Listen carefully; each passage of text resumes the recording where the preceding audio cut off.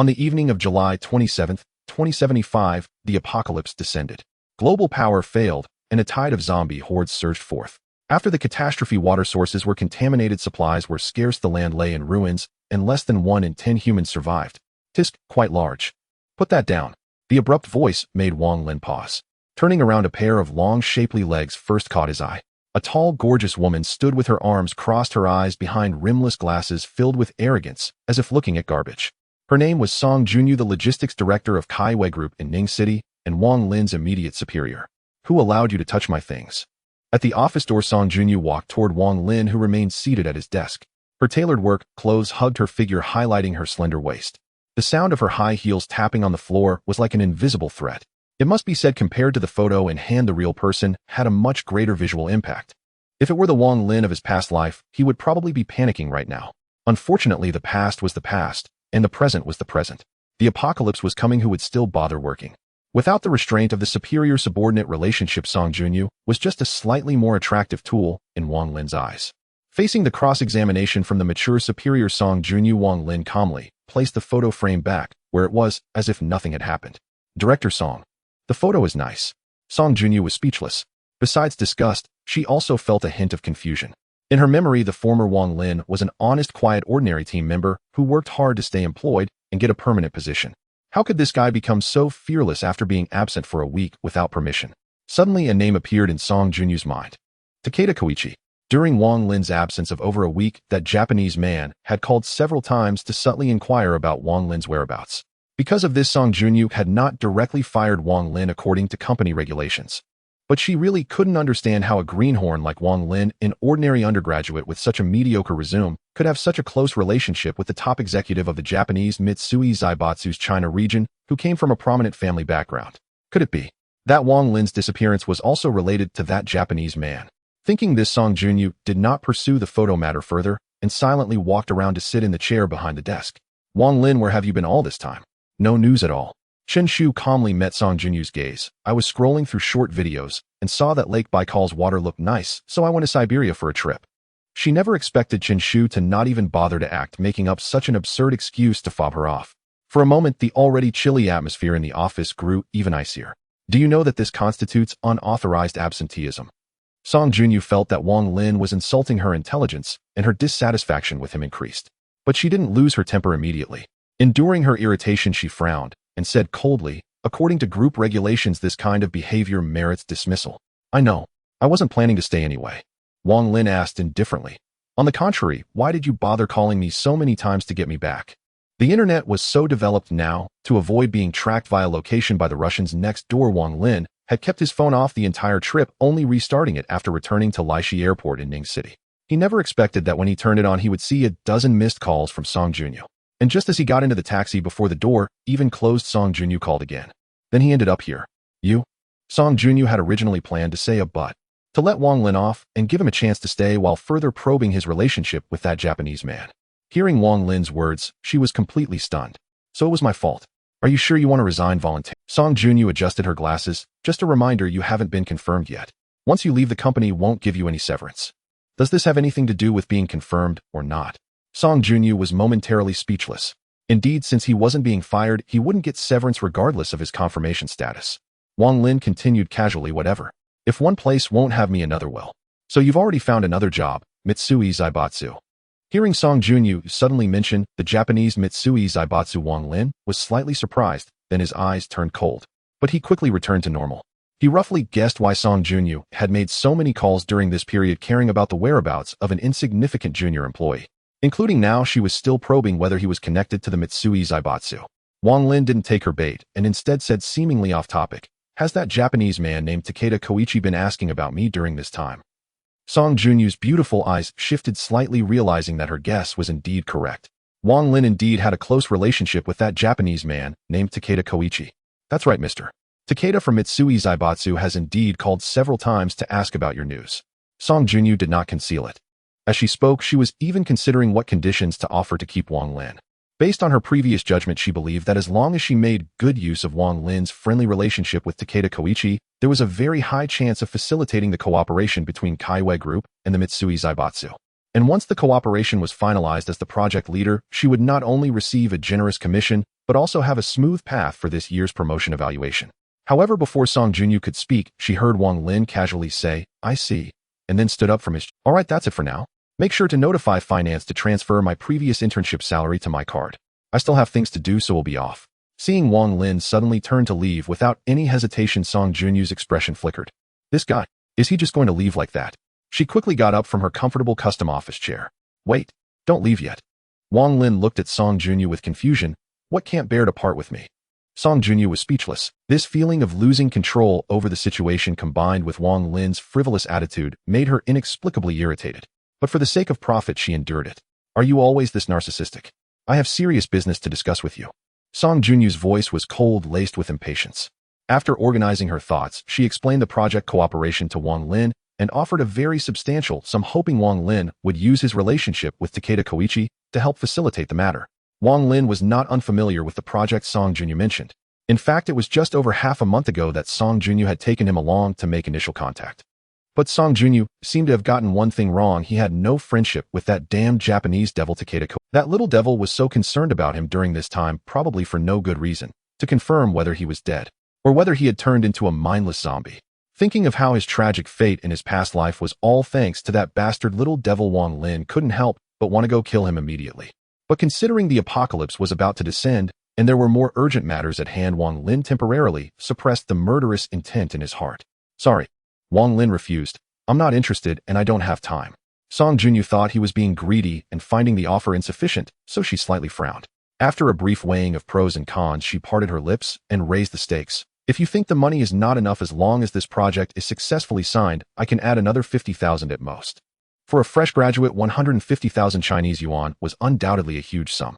Song Junyu didn't believe Wang Lin wouldn't be tempted at all. Unfortunately, Wang Lin really had no interest in money right now.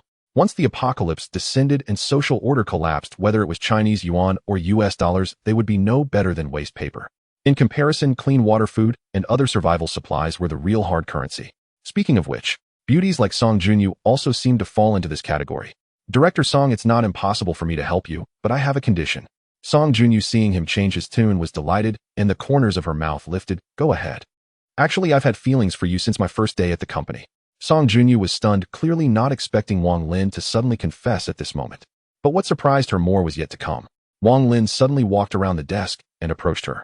"So, how about coming home with me and being my maid for a few days?" Song Junyu was utterly shocked. "What did you say?" Song Junyu's body stiffened, her beautiful eyes wide open. If Wang Lin's confession had surprised her earlier, it was still bearable. As a woman well aware of her own beauty, Song Junyu knew that many male colleagues in the company harbored secret fantasies about her, though none dared to reveal them. She had thought Wang Lin would use her current need for his help to ask for a chance to pursue her. But this bastard actually dared to dream of making her his servant. How could he say such a thing? For the first time in her life, Song Junyu felt so humiliated. After a brief shock, she came to her senses and noticed a dark red vertical line on Wang Lin's forehead. But at the moment, she had no time to wonder about that mark. Fearing that Wang Lin standing so close might do something even more outrageous, she subconsciously stepped back several paces. The clatter of her misplaced high heels betrayed her inner panic. Almost stumbling, she blushed and glared at Wang Lin. Are you insane? What nonsense are you talking? Why are you so worked up? I'm just making a suggestion." Wang Lin remained unruffled by her emotions. "Whether you accept or not, the choice is yours." "Shut up. Look at yourself. What makes you think you're worthy of being my master? You don't deserve it."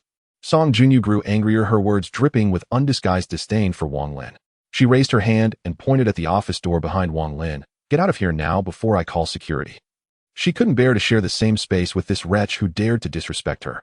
Faced with the furious female boss, Wang Lin remained completely composed.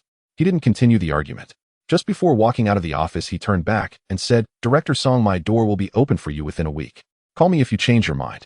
Song Junyu didn't want to respond. She stared at him, her gaze as cold as a blade. If looks could kill, Wang Lin would have died 1,000 times over. Bang!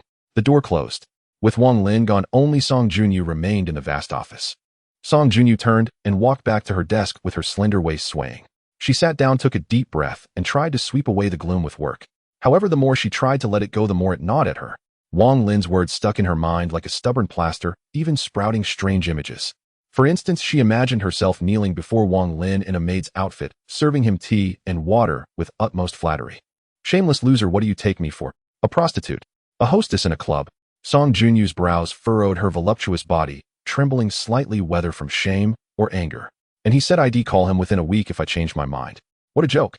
Plenty of quality men are after me. Would I be crazy enough to beg a lousy intern for favor? Unless the world ends tomorrow. Ding. Suddenly the screen of the latest iPhone on the desk lit up. Song Junyu picked up the phone and unlocked it. It was a push notification. UC breaking news shocking. Water level of Lake Baikal at Siberian monitoring station suddenly drops 35 meters. Song Junyu froze, then remembered that Wang Lin had mentioned he went to Lake Baikal for a trip during the week Could it be related to Wang Lin? The thought just popped into her mind, but she immediately dismissed it. Impossible, absolutely impossible. She felt she had been influenced by Wang Lin's mad words to come up with such an absurd idea. This trashy news was just clickbait from unscrupulous media. With that, Song Junyu leaned back in her chair, took off her glasses, and rubbed her temples, planning to clear her mind for a moment. But the next second the phone on her abdomen vibrated. Seeing the caller ID on the screen, she uncrossed her long legs and sat up straight. Mr. Wu Tian, hello. On the other side, after leaving Kaiwei Group building, Wang Lin first went to a nearby Lanzhou Lamian noodle shop for a quick meal, then hailed a taxi on the roadside. 23 minutes later, the taxi stopped in the open space at the entrance of Ningxing Agricultural Wholesale Market. Wang Lin clearly remembered that less than 2 days remained before the apocalypse broke out, meaning he had little time left to safely gather survival supplies. Time was tight, and the task heavy. Although he planned to continue the method of intercepting the trillion tons of fresh water from Lake Baikal, robbing the rich to help the poor. Rob the rich, both domestic and international tycoons, to relieve the poor, weak, and helpless himself. But just in case, he should still prepare a batch of supplies in case something went wrong, and he ended up with nothing.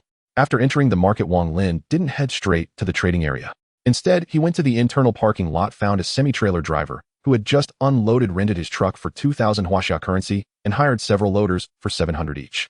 After arranging loading and unloading, Wang Lin went to the restroom. When he came out, he had a handbag full of cash. Over the next hour, Wang Lin moved between stalls in the trading area. 1,000 bags of rice, 500 barrels of cooking oil, 1,000 packs of salt, 500 kilograms of onions. As bags of daily supplies were loaded onto the semi-trailer by forklifts, the money that would have taken Wang Lin 17 years of hard work to earn gradually ran out. Wang Lin himself felt nothing. He just sighed as he watched all the supplies being loaded. Money that's been stolen doesn't hurt to spend. There is a saying that goes, well, choice is greater than effort. If Wang Lin were to honestly work at the company, given his current salary level and daily expenses, it would take at least 20 to 30 years to earn over $1 million. This is assuming there are no diseases or disasters. However, getting a mortgage and taking out online loans is different. It only requires 2 days. 1 day for approval and another for disbursement. Wang Lin owns a property left by his deceased father. After his rebirth, the first thing he did was mortgage the property to the bank and secured $2 million. Then he utilized his ID and property information to exhaustively take advantage of all online loan platforms, acquiring over $1 million more. As for repayment, the apocalypse is approaching. Why worry about repayment? Besides, this money was earned through over 20 years of pristine credit, so why should he pay it back? After loading $1 million worth of living supplies onto the truck at the farmer's market, Wang Lin squeezed onto the semi-trailer with a few newly hired workers and drove out of the market with a truck full of goods.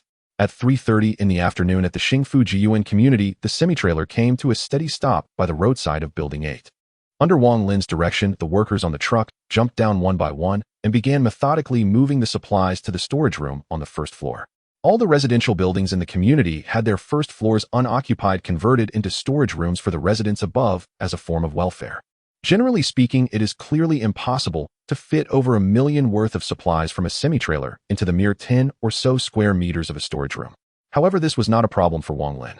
Taking advantage of the workers' trips to and from with supplies, he secretly activated his abilities while overseeing from within the storage room, storing some of the supplies into a different dimensional space to ensure there was always enough space in the small storage room. But even though he was discreet, the frequency of his actions still raised the workers' suspicions. How could this storage room hold so much? 2/3 of the supplies from the semi-trailer had been moved, yet it still wasn't full.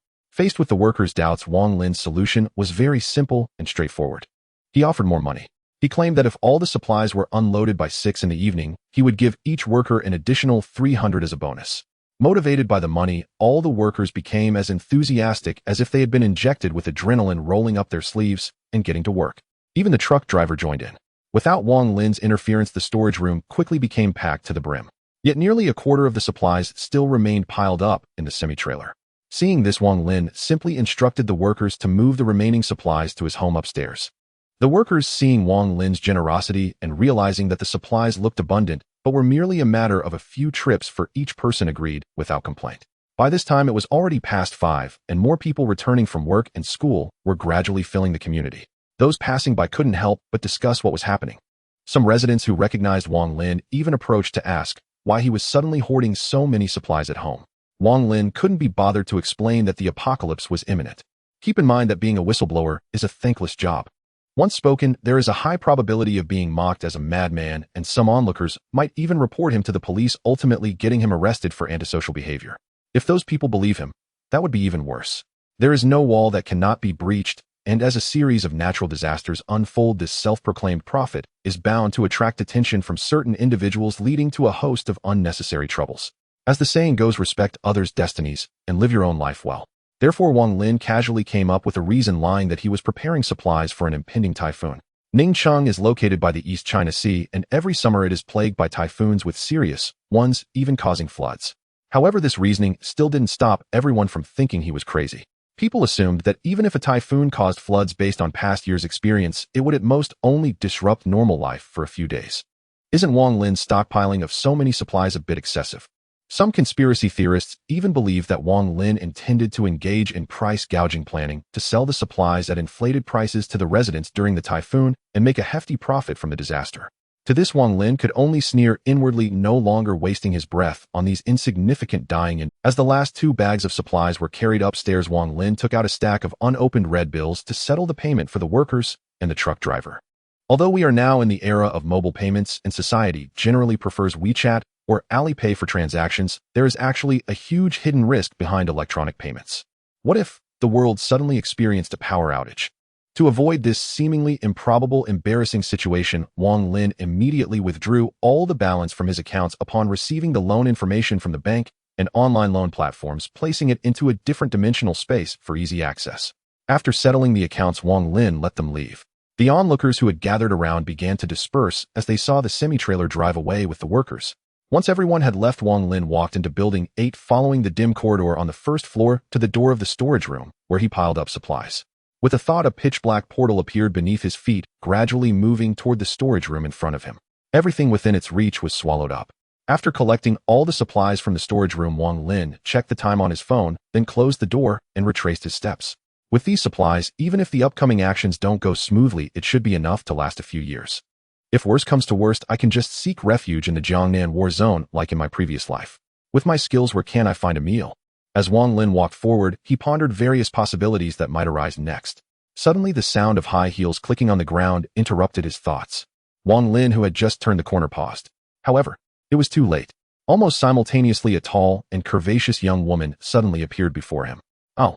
Caught off guard, the young woman exclaimed, startled and shivering. She lost grip on her shopping bag, which fell to the ground with a clatter. At the same time, her high heel wobbled, causing her to lose balance and stumble backward, landing on the ground. Upon recognizing Wang Lin, the expression on the young woman's beautiful face first froze, then shifted from surprise to anger. "It's you again. What are you doing here, scaring people in broad daylight?" Wang Lin, who had initially stepped forward to offer a hand, instantly withdrew his expression of apology upon recognizing the woman. The elegant young woman who had fallen was named Zheng Yanai, Wang Lin's neighbor from the apartment directly above. A year earlier, Zheng Yanai and her newlywed husband Han Lu, a senior executive at the China Agricultural Bank branch, had moved into Unit 801 of Building 8 at Xingfu Jiyuan Residential Complex. At first, Wang Lin had been deeply impressed by her, perhaps even captivated. On their first meeting, she wore 6-centimeter YSL nude heels, their needle-thin stilettos deftly supporting her graceful statuesque figure.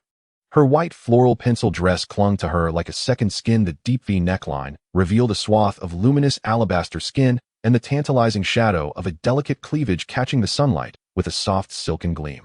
The form-fitting fabric traced her willow-slim waist downward, perfectly cradling her full rounded hips and sculpting an arresting hourglass silhouette. The hem ended precisely mid-thigh, unveiling her long, slender legs. Her ankles slender, her arches elegantly taut within the confines of the high heels. Each step she took seemed to land precisely upon the heart's tenderest pulse. To put it plainly, among all the women Wang Lin knew, only his mature, commanding supervisor Song Junyu could rival her in presence. Alas, appearances deceive, and Zheng Yanai, it seemed, had married poorly. Months earlier, faulty waterproofing during their bathroom renovation had caused seepage, severely disrupting Wang Lin's life downstairs. Yet her eccentric husband seeking convenience brought a locksmith and construction workers into Wang Lin's apartment without consent, intending to carry out repairs from below. Even more egregiously, when Wang Lin returned unexpectedly and discovered their intrusion, Han Lu not only refused to apologize, but openly threatened him. He ordered Wang Lin to stay silent and mind his own affairs. Wang Lin had planned to contact property management, but when they arrived they sided with Han Lu, offering no justice and instead urging Wang Lin to overlook the matter and focus solely on resolving the leak. Emboldened by their complicity, Han Li's arrogance swelled. He seized a hammer on the spot and smashed a crater into the wall of Wang Lin's bathroom. That single blow shattered Wang Lin's lingering hesitation, igniting his fury and prompting him to call the police immediately. Though the matter was eventually resolved through official intervention, Zhang Nai and Han Lu harbored bitter resentment toward Wang Lin. They repeatedly exploited their upstairs advantage, blasting noise late at night, dumping trash deliberately outside his door, and provoking petty disturbances. Now Zhang Nai sat slumped on the cold floor, disheveled and humiliated. Seeing Wang Lin's smug, mocking expression only deepened her rage. "What are you staring at?" Zhang Nai spared no pretense. Her disdain and revulsion for Wang Lin burned openly in her gaze as she spat, "You vulgar, low-class wretch. You." But before she could rise from the dusty floor, a voice cut through the air. "Honey, what happened?" She turned, only to see a man in an agricultural bank uniform striding briskly toward them. Wang Lin's eyes narrowed faintly. How ironic. The road of fate truly is narrow. The man was none other than Han Lu, Zhang Nai's husband. Without waiting for her explanation, he locked eyes with Wang Lin and leapt to the conclusion that Wang Lin had deliberately shoved his wife down. "You little bastard. You dare lay a finger on my wife." Han Li's thick neck corded with bulging veins as he charged forward, fists raised. "I'll kill you today, or I'll renounce my own surname." Seeing her husband misread the situation entirely, Zhang Nai hesitated, then chose silence. Against her burly husband, Wang Lin appeared markedly slight and frail. A physical confrontation would be nothing short of one-sided annihilation. And if not for this wretched boy, she wouldn't be sitting here, humiliated, helpless, and covered in dust. Let her husband teach this despicable upstart a lesson, so she thought. Yet the moment she braced herself to watch Wang Lin beaten senseless, what unfolded next left her utterly stunned. As Han Lu launched a barrage of punches, Wang Lin calmly sidestepped, fluid, unhurried. Then on the fourth strike, he seized the opening, darted inside Han Li's guard, and drove a sharp elbow straight into his solar plexus. Cough, cough, cough. The impact stole Han Li's breath entirely. He staggered backward, coughing violently, stumbling several paces before barely regaining his footing. "You little piece of shit, you want to die?" Han Lu glared, his face burning with shame, humiliated before his own wife. Furious and desperate to reclaim face, he lunged again, this time smarter, using both fists and feet. Wang Lin remained unflustered. With uncanny ease, he produced a baseball bat from behind his back, gripped it tightly with both hands, and surged forward, not retreating an inch, as Han Lu closed in. Thud! Crack! The bat struck Han Li's fist with brutal precision, the sound of splintering bone crisp and chilling. F. Han Li's face contorted in agony as he collapsed, clutching his shattered hand. "My hand. Oh, it hurts so much." Wang Lin said nothing in mockery, only advanced silently, raising the bat again and again, striking Han Li's thick, unyielding frame with cold, methodical force. Thud! Oh, thud! Thud! Stop! Stop! I can't take it. I'm dying. Zhang Nai, still seated on the floor, turned deathly pale, utterly unprepared for the sight of her husband being mercilessly overpowered. After a brief, stunned silence, she snapped out of her daze with a shriek and rushed forward, determined to stop Wang Lin from further assaulting her husband. But before she could reach him, Wang Lin swung, backhanded and swift. Slap! A clean, resonant crack. Oh! Zhang Nai crashed back to the ground, her chest heaving violently with the impact. "You dare strike me?" She clutched her stinging right cheek, disbelief widening her eyes. Never in her life had any man treated her with such raw, unvarnished brutality. "Don't cling to outdated notions. Gender equality is real," Wang Lin replied, glancing down at the beautiful, vulnerable woman seated helplessly at his feet. His gaze held no pity, no tenderness, only detached indifference. "Women too may bear blows as men do." Before the final syllable faded, he brought the bat down once more, driving Han Lu, now curled in pain, into fresh cries. Whether from excessive force or shoddy craftsmanship, the bat snapped cleanly on the third strike. "Consider yourself fortunate today." Wang Lin tossed the broken half aside, then planted his foot squarely atop Han Li's fleshy ear, leaning down with a chilling, contemptuous smile. "Wait just a few days longer, and I'll end you myself." With that, he delivered a vicious kick, sending the 170-pound man hurtling several meters before he collapsed unconscious without uttering a sound. Then Wang Lin turned, walking slowly toward Zhang, an AI looming over the stunning, trembling woman. Before he could speak, she snatched her LV handbag from the floor and yanked out her phone. You scum, you're going to jail. I'm calling the police right now. Who are you trying to intimidate? Wang Lin did not stop her. Instead, he smirked with amused disdain. Go ahead, call the police. I'd welcome the chance to file a counter-report against your husband for criminal misconduct. Zhang and I froze mid-reach for her phone. What did he just say? My husband committed crimes. Furious, she glared at Wang Lin. You've already beaten my husband half to death. Now you dare twist the truth. Do you honestly think the police are fools? So what? There's no surveillance here, and your husband struck first. At worst, I'll pay you some medical expenses and serve a few days administrative detention. Wang Lin wore an expression of utter nonchalance. Though he'd shattered a baseball bat during the scuffle, in truth, only the first blow had carried real force. The rest had bruised skin and muscle, sparing bone entirely. Even if Han Lu underwent a forensic injury assessment at the hospital, the results would fall short of the threshold for light bodily injury. And even if they somehow crossed that line, conviction was hardly assured. After all, how could one charge him without first apprehending him? Were it not for his reluctance to invite unnecessary complications at this critical juncture, Han Lu would already. Watching the beautiful neighbor wife seethe with hatred, Wang Lin shifted tone deliberately. But embezzlement, bribery, and misappropriation of state assets, that's an entirely different matter. Wouldn't you agree? What do you mean by that? What's done in secret never stays hidden. Wang Lin's voice dripped with mockery. Suppose the police discover 5 kilograms of gold bars in your home safe, and then quite by accident trace 6 million yuan in illicit funds to your husband's overseas bank account. How many years might he face? Zhang Nai's pupils contracted sharply. Instinctively she gasped, How did you know? She wasn't certain whether her husband truly held 6 million yuan in illicit funds, but yes, 5 kilograms of gold bars were indeed locked inside their safe. Those bars had been gifts from people who'd enlisted her husband's influence. The crux of the matter was this: how could an outsider like Wang Lin know such details, more precisely even than she his own wife? That's none of your concern. Wang Lin glanced at the phone in Zhang Nai's hand and added coolly, Weren't you about to call the police? Are you still going to? You. Zhang Nai opened her mouth, then fell silent, words failing her. She knew well enough which weighed heavier, reporting Wang Lin in a fit of rage or condemning her husband to prison and a lifetime of solitude. Furrowing her delicate brows, she reluctantly lowered the phone. Yet Wang Lin had no intention of letting the matter rest. Or is it that you're reluctant to spend a few cents on phone charges? He feigned pulling out his own phone from his pocket. If you won't call, then I will. No, don't. Seeing him tap 3 digits on the keypad, Zhang Nai, still slumped on the floor, panicked instantly. Ignoring the sting in her cheek, she pushed herself upright and seized Wang Lin's sleeve. Don't call the police. You were the one who threatened to call, yet now you're the one begging me not to. Wang Lin gazed down at Zhang Nai, kneeling before him, flustered and pale, and gently pinched her cheek. Auntie, just what do you want?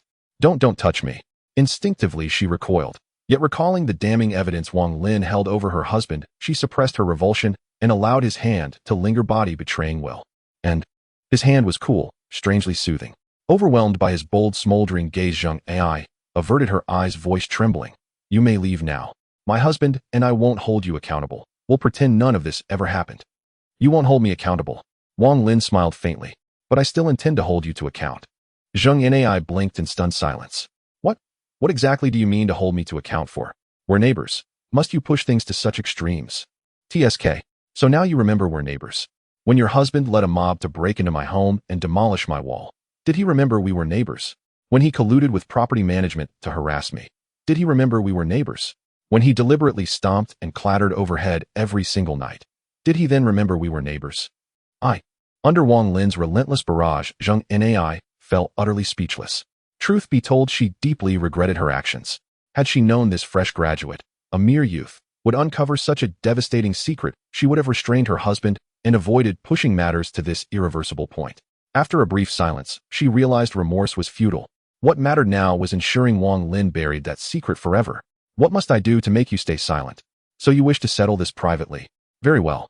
Wang Lin crouched before her with a faint smile, his fingers drifting slowly from her cheek down her slender neck, tracing the curve of her collarbone.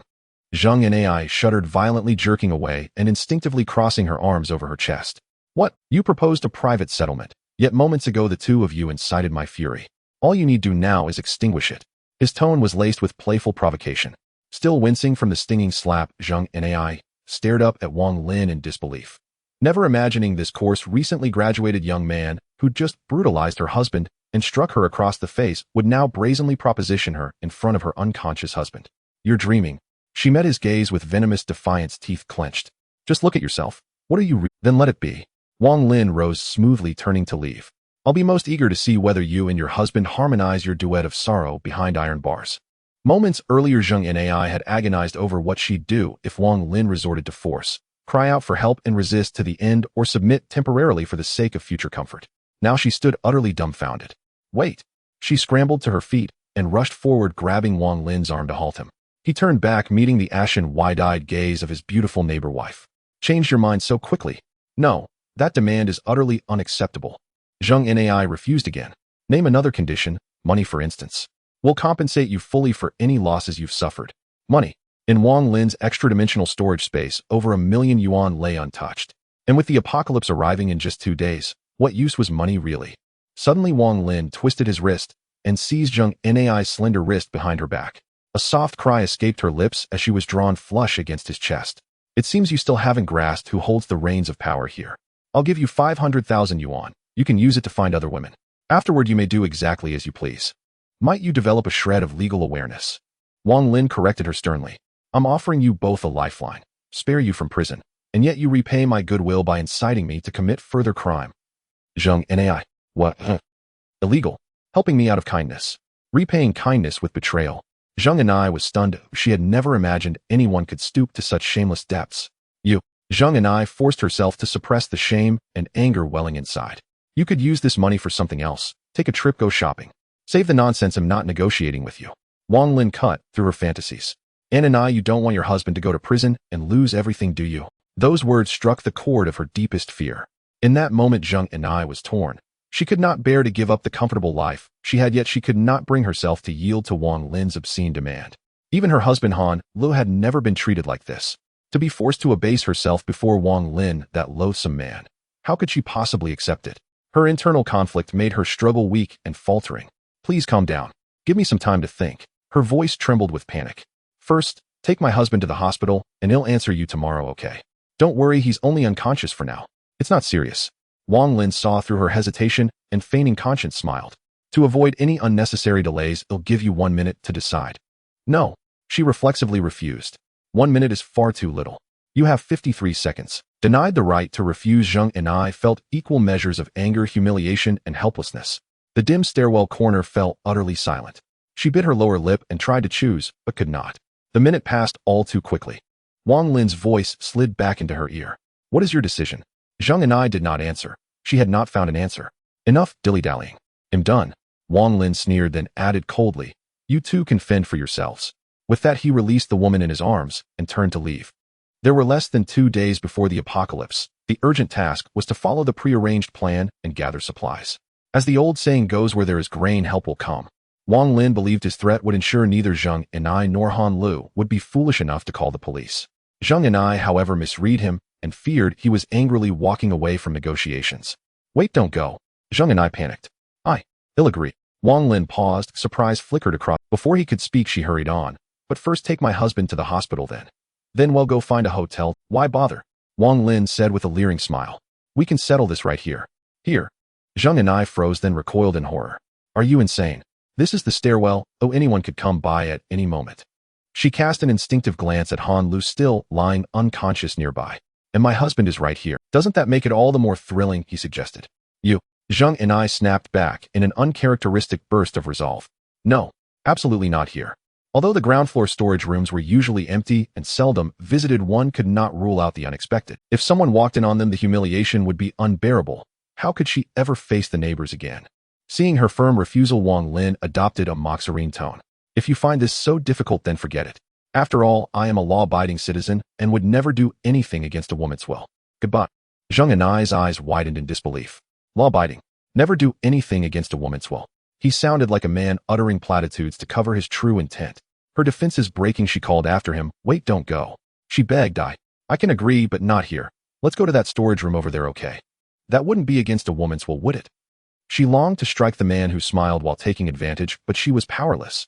He held the knives, and she was the fish on the cutting board. Her lips moved, and she forced out the words unwillingly. Not against my will, she murmured, each syllable tasting of humiliation. Wang Lin smiled in satisfaction. Very well. Since you say so, I will reluctantly agree. Zheng Nai was left speechless. Sensing the lull, Wang Lin prodded. What are you waiting for? Didn't you say the storage room? Go open the door. Her brow furrowed, and though every part of her resisted, she obeyed. She picked up her LV bag from the floor and like a puppet went to open the door to her own storage room. Click. The light flickered on, revealing a clutter of tables, chairs, bicycles, and sundry items. The long and ventilated air carried a faint musty tang. Wang Lin casually shut the door behind them, dragged a chair forward, and sat, his gaze playful as he looked at Zheng and I. And I, let your little show begin. Zheng and I, helpless and cornered by the door, drew a deep breath as if to steel herself. At that instant, a cry rang out in the hallway outside. My God, there's someone here. Hey man, are you all right? Shen Yiming, call an ambulance. The cries alerted her. Neighbors in Building 8 had discovered her husband unconscious in the stairwell. She started to turn to go, but a large hand suddenly dragged her back. 20 minutes later, Wang Lin stepped out of the storage room. Since his rebirth, he had been either on the road or in Siberia feeling the cold, and with the apocalypse approaching, the pressure had mounted daily. Now, however, he felt inexplicably refreshed and clear-headed. Before closing the door behind him, he glanced back at Zheng and I, slumped on the floor with tear-streaked red eyes, and smiled. My household happens to be short a maid. If you're interested, feel free to apply. Bang. The door shut. Bastard. Who would be your maid? Zheng and I glared at the closed door and spat through clenched teeth. Just you wait. I won't let you get away with this. Before she could finish, the storage room door opened from the outside. Wang Lin appeared in the doorway. Sorry, I heard everything. How exactly were you planning not to let me go? Zheng and I felt as if plunged into an ice cavern. Her body went rigid with mortified shock. Seeing the neighbor's wife frozen in embarrassment, Wang Lin teased. And I, next time wait until he's gone before you curse someone. He laughed and closed the door, then left. Not long after, the door opened once more. He's really gone now. Continue where you left off. Bang. Zheng and I stood alone, watching the storage room door close for the third time, utterly disarrayed. At this moment, the sky outside was darkening, but when he took out his keys to unlock the door, he could still see the neatly stacked supplies in the foyer. At this moment, the sky outside was darkening, but when he took out his keys to unlock the door, he could still see the neatly stacked supplies in the foyer leading to the living room. With a click, Wang Lin stepped inside, skillfully closing the door and turning on the lights. Immediately, he focused his gaze, and a dark vortex appeared beneath his feet, swallowing everything in its path, just as it had done earlier in the storage room downstairs. In no time, all the supplies in the living room were completely consumed. After finishing this, Wang Lin walked to the balcony and opened the windows one by one to let in some air.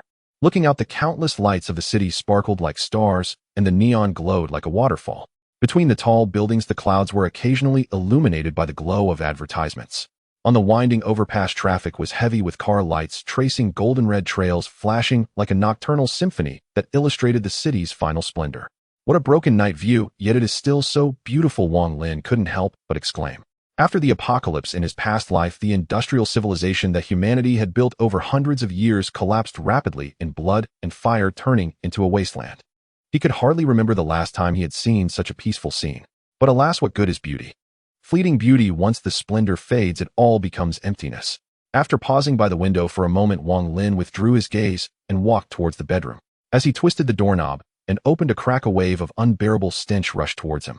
When the lights in the room turned on, the chaotic scene was laid bare before him.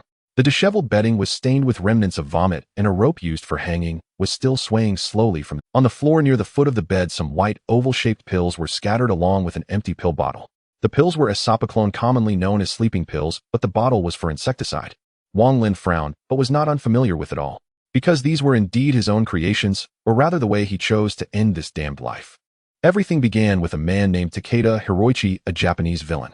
2 weeks ago, following his superior Song Junyu, Wang Lin went to visit Takeda Hiroichi, a senior executive of the Mitsui Group in China, hoping to facilitate deeper cooperation between the two major groups. Originally, Wang Lin thought it was just an ordinary business trip until he drank the mineral water handed to him by Takeda Hiroichi. In the following days, Wang Lin's health deteriorated rapidly. At first, it was merely insomnia and strange dreams, followed by a loss of appetite. And then, while shopping at the market, he felt an inexplicable impulse towards bloody raw meat and living creatures. Initially, Wang Lin could restrain this pica until one night, when he was struck by a splitting headache and lost his sanity, only to awaken covered in blood next to the corpse of a stray dog. At that moment, Wang Lin was terrified and hurried home to wash off the blood, repeatedly fearing that he would become a completely irrational, bloodthirsty monster like in the movies. This time, luckily, he had only killed a dog. But what if next time it was a person? That night, Wang Lin suffered another splitting headache, but thankfully, he had locked all the doors in his room, preventing a repeat of the previous night's disaster. After waking up, Wang Lin looked at the mess in his house, and in his near-exhausted state, he made a bold decision. Suicide. Not because he was noble fearing to harm other innocent people. It was purely because he did not want to endure that inhuman pain every day, ultimately facing police gunfire and dying in frustration. As a human, Wang Lin could not foresee what kind of life he would live. But at the very least, he felt he could choose how to. Initially, Wang Lin considered hanging himself, but then he thought about it and realized that method would be painful as well, so he went to the pharmacy to buy a bottle of insecticide and sleeping pills. Once home, he first took a dozen sleeping pills, and then as drowsiness took over, drank the bottle of insecticide. But who would have thought that the sleeping pills had no effect at all? After drinking the insecticide, he not only couldn't sleep, but his head felt like it was about to explode with pain. That night, Wang Lin oscillated between consciousness and unconsciousness dozens of times. He wanted to die, yet couldn't. He wanted to live, yet couldn't. Sometimes he felt hot, other times bone-chilling cold, as if thousands of ants were crawling through his veins, gnawing at him. The last time he woke up, he found a dark red vertical line had appeared on his forehead, and he had awakened a spatial ability that granted him an otherworldly space to store items. Later, he learned that his miserable life was all the doing of the Japanese villain Takeda Hiroichi. The mineral water Takeda had given him contained parasites carrying an ancient virus. The reason he suffered so much that night was that the parasite that had just burrowed into his brain sensed danger and desperately fought against the sleeping pills and insecticide toxins in his body, ultimately failing to escape and perishing together. In simple terms, he was fortunate to have gained benefits from misfortune. Had there been any deviation, he would either be a bloated corpse or a crazy zombie. Thinking of this, Wang Lin was thankful that the point of his rebirth coincided with the awakening of his abilities. Otherwise, he would have to experience that inhuman torture once more, mainly because he was unsure if he could succeed a second time. After pondering, Wang Lin turned around, rummaged through a mask in the living room cabinet, intending to put it on before cleaning up the mess in the bedroom. However, just as he reached the doorway, he felt his phone in his pocket vibrate twice. With the impending apocalypse, any disturbance in society was significant. Out of caution, Wang Lin immediately took out his phone. But to his surprise, the screen displayed not a news alert, but a WeChat message from his previous superior, Song Junyo. Song Junyo, are you there? Wang Lin raised an eyebrow and decisively replied with 2 words, not here. Watching the 6 pulsing dots in the chat window, Wang Lin could vividly imagine Song Junyo's current state of mind. NTCH. Rebirth truly is splendid. In his previous life, he'd never have dared tease an aloof, sharp-tongued female superior like this. Soon a new message popped up in the chat window, and Song Junyo, Wang Lin, are you available to meet and talk? Wang Lin suppressed a smirk and declined outright. We've already covered everything this morning. No need for another meeting. Song Junyo, I'd like to discuss that project with you again. Wang Lin was mildly surprised. And so, you've changed your mind that quickly? And this woman had earlier worn the air of a paragon of chastity, recoiling even from sharing the same room with him, as if it would soil her. What then had transpired in between to provoke such a sudden shift? Song Junyo, let's speak in person. Though she offered no direct answer, those words left ample room for imagination, especially when she immediately sent her real-time location. Wang Lin tapped it open. Gouda Maps showed she was at the outskirts of Ningxing City, over 20 kilometers from Xingfujiyuan. Late night. A stunningly beautiful superior. A private invitation. Subtle implication of a rendezvous. When these elements converged, temptation surged to its peak. A certain kind of overworked, fantasy-prone office drone might already have crumbled under the weight of such a... Yet Wang Lin refused once more. Let's skip it. I'm too lazy to travel that far. If we fail to reach agreement, it'll only be wasted time. We can discuss everything via WeChat. After he sent the message, silence hung in the chat for nearly half a minute. Song Junyo, let's meet in person. Song Junyo, don't worry. I won't let you make this trip for nothing. Wang Lin suddenly shot back. Are you even the real you? It was deeply unnatural. Profoundly so. The apocalypse hadn't even begun. It was hard to believe these words came from Song Junyo, the very same proud, reserved superior he knew. Song Junyo. Song Junyo, it's me. Wang Lin first sent a hee panda emoji, then typed send me a voice note saying, Dad, good evening. Song Junyo. Wang Lin, you've got 60 seconds. If I don't hear those exact words, I'll treat this as fraud and block you instantly. Song Junyo. Song Junyo, can we choose something else? Wang Lin, do you think this is a wet market? Bargaining won't save you now. Another half-minute of silence followed. Song Junyo, voice note 7-inch. Wang Lin tapped to play. Her signature commanding mature voice emerged from the speaker. Ba. Good evening. Her voice was soft yet unmistakably strained by embarrassment. Song Junyo, are you satisfied now? Wang Lin cheerfully replied with a sure gua, that's exactly right panda emoji, then steered the conversation back on track. Fine. Now tell me how you plan to ensure I won't have made this trip in vain. Song Junyo, what kind of assurance do you want? Wang Lin replied without hesitation, show me your legs. Song Junyo.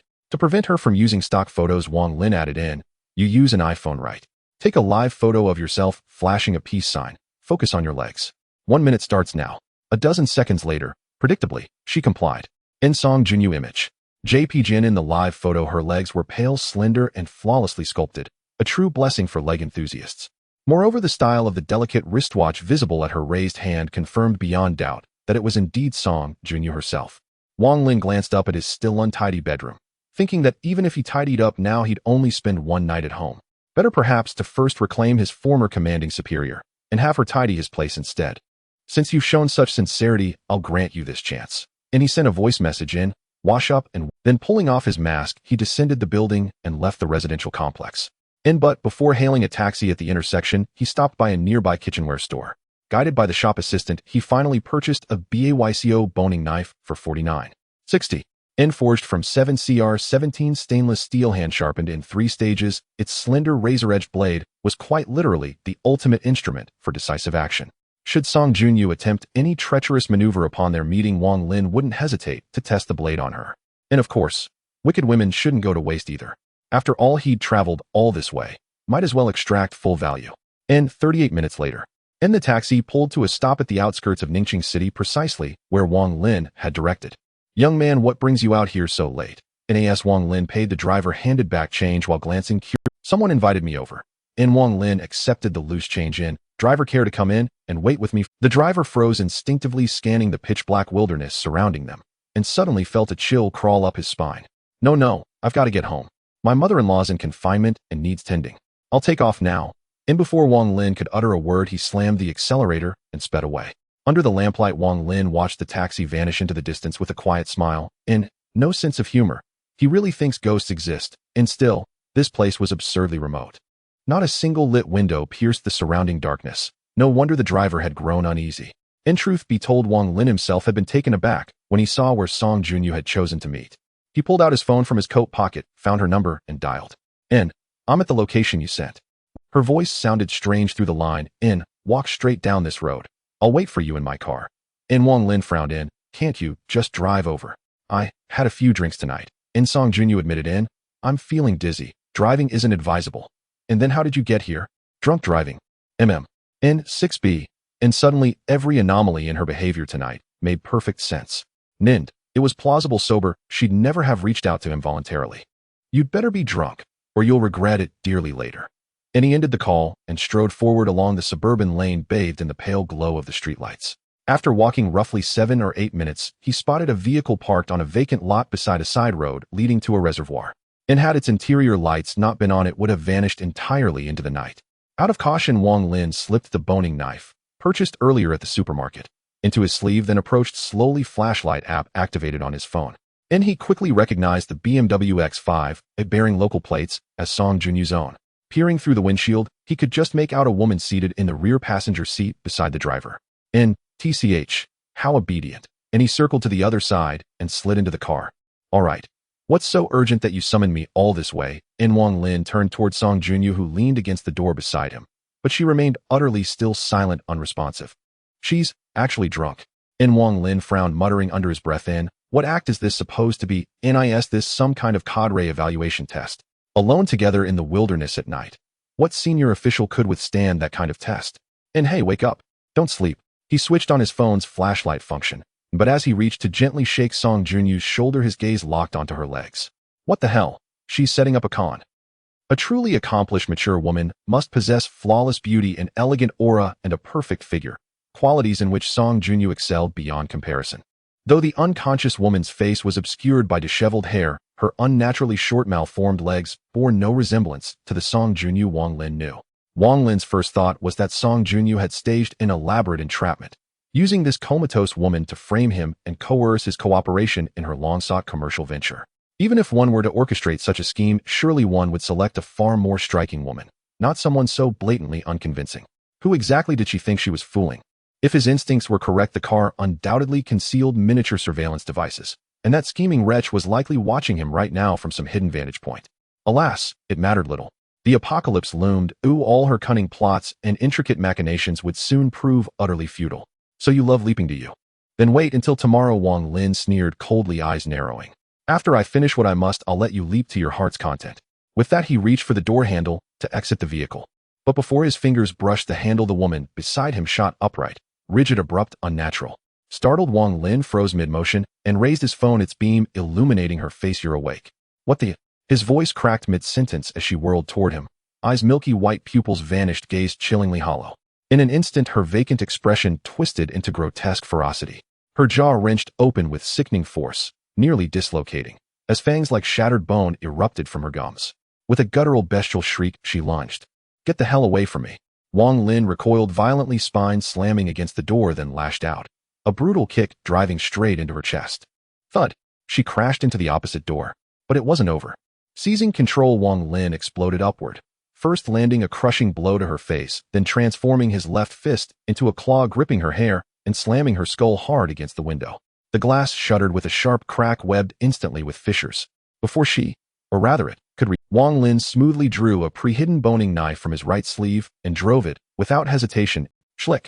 The slender razor-sharp blade pierced clean through her skull, emerging glistening on the other side, with a faint, brittle crunch of bone. Agony tore from its throat, a shrill, ear-splitting wail, while its convulsions intensified, thrashing with terrifying strength. Its raw power dwarfed even the most stubborn slaughter pig at Lunar New Year, so fierce that the SUV beneath them began to rock violently. Seeing it still twitched, Wang Lin frowned, yanked the knife free, then stabbed again and again into its neck, blade slicing flesh, severing thick, pulsing black vessels that writhed like living wires. Splush! Crimson blood erupted from the wound, spraying wildly, splattering the ceiling, leather seats, floor mats, windshield, and drenching Wang Lin himself. Yet he paid it no mind. His gaze remained icy, focused solely on drawing, striking, repeating. On the fifth strike, the keen edge lodged between cervical vertebrae. Wang Lin seized her hair with his right hand and wrenched downward with savage force. Crunch, crunch. Her neck snapped. Head severed, the body spasmed once, twice, then collapsed limp. Thick, foul-smelling blood welled from the stump, soaking deep into the upholstery. Dripping crimson, Wang Lin swung open the door, tossed the severed head back into the BMW X5, and exhaled deeply. Though Wang Lin had slain countless foes in his past life, this body's organs, still unaccustomed to the coppery reek of blood, recoiled instinctively, churning with nausea. No matter. More kills would forge resilience. After several deep breaths of crisp night air, he remained vigilant, unrelenting. Suddenly, a thin, dark red line etched across his brow, splitting open, widening, tearing apart. From the fissure emerged a vertical eye, milky white, pupilless, eerily identical to those of the undead woman he'd just slain. This third eye had appeared the moment he awoke after his failed suicide attempt. Likely the manifestation of a soul-devouring parasite that, unwilling to perish with him, yet unable to flee, had fused into his very being. Yet its origin mattered little. What mattered was its extraordinary utility. The moment the vertical eye opened, Wang Lin gained godlike awareness. Every detail within 100 meters unfolded before him in real time. The slightest whisper of movement triggered instantaneous response, amplified by his body's vastly enhanced physical capabilities. This gift had saved him countless times in his previous life. He dubbed it the truth-perceiving eye, a name both grand and precise, piercing illusion, revealing reality. Yet it bore one critical flaw. It devoured spiritual energy, rendering prolonged activation impossible. With his current reserves, the truth-perceiving eye could sustain only 10 minutes. Tonight, he activated it for one purpose: to locate Song Junyu. Her car stood nearby. She couldn't be far. But no trace of her appeared. Wang Lin closed the vertical eye, leaned against the SUV, and pulled a half-empty pack of black Lygian cigarettes from his pocket, lighting one with steady hands. He'd never smoked before, not even tolerated the scent. Yet the apocalypse, drenched in slaughter, betrayal, and scarcity, was suffocating. To endure its psychological weight, some numbed themselves with alcohol or narcotics, others sought release in the cries and pleas of lovers. Wang Lin chose smoke.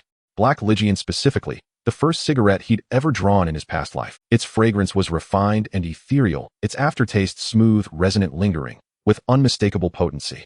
As smoke curled from his fingertips, blurring his half-flitted gaze, memories of Song Junyu resurfaced, sparking a cascade of urgent questions. Her primary objective was clearly the joint venture with the Mitsui group, so why attempt to kill him? And where had that female zombie originated? Given Song Junyu's background, how could she possibly have accessed such a creature? Moreover, less than 12 hours had passed since morning. How had she orchestrated this entire trap so swiftly? Beautiful bubbles, fleeting as fireflies. All your promises, fragile as glass. A jarring ringtone shattered his reverie. Wang Lin turned, initially assuming the sound emanated from the headless corpse. It did not. He flicked the smoldering butt into the wind and circled the SUV, quickly locating the source of phone glowing on the driver's seat. Yanking the door open, he retrieved the device and stared silently at the unknown number displayed on screen. Unnecessary theatrics. Did you truly believe a new identity would hide you from me? He scoffed, tapped answer, and held the phone to his ear, only to meet absolute silence. So, you didn't disappoint me after all. This surprise is certainly monumental. Wang Lin, how did you discover its weakness? As expected, Song Junyu's voice crackled through the speaker, tense strain stripped of its usual composure. Wang Lin knew she meant the decapitated zombie in the rear seat. To most, encountering such a creature would shatter sanity, instinct demanding flight, not confrontation. Yet Wang Lin, he met the horror with unflinching calm and dispatched it with ruthless surgical precision, identifying and exploiting its fatal vulnerability in seconds. It defied all logic. Silence, he commanded coldly, refusing to indulge her curiosity. His gaze hardened. Suddenly he locked eyes with the rearview mirror, staring directly at the opposing dashcam, and roared, "You cowardly dog Takahito Hiroichi, do you only dare speak from behind women's skirts? Show yourself now?" While smoking outside, just now Wang Lin had sensed something amiss. Everything that had unfolded tonight felt deeply uncanny, far beyond the capabilities of Song Junyu.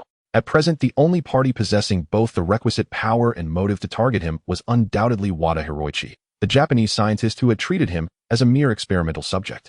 What surprised him most, however, was how drastically earlier this lifetime Wada Hiroichi had initiated his move against him. After Wang Lin unleashed a furious tirade at the dashboard, camera hidden in the car's recorder, silence once again fell over the phone line. Clearly the other side had not anticipated that Wang Lin would so instantly expose his presence. Moments later, a male voice, measured, calm, and laced with a distinct Japanese accent, emerged from the speaker. "Mr. Wang, long time no see. How are you?" "Fine. Thanks entirely to you. I feel absolutely splendid." Wang Lin knew full well that the bastard was watching him through the camera feed, so he offered a thin, humorless smile and asked, "Where are you hiding?" "I brought you some local specialties from Siberia. Shall I deliver them right now?" "Ha ha. Mr. Wang, you're far too kind. No need for such gifts." To an outsider overhearing their exchange, the two might easily seem like old friends. Over the line, Wada Hiroichi asked with genuine curiosity, "Yet I must know, how precisely did you survive?" "So you admit it. That thing inside me was your doing." "Mr. Wang, you are remarkably intelligent, more so than I'd imagined." Wada Hiroichi paused briefly, then spoke candidly, "and extraordinarily fortunate. Across China, I selected 42 test subjects. To date, you alone have survived and completed this evolutionary revolution as a new human being." "Fortunate?" Wang Lin let out a bitter, incredulous laugh. "Did you even ask for my consent before turning me into your lab rat? But you benefited from it, didn't you?" "Go to hell."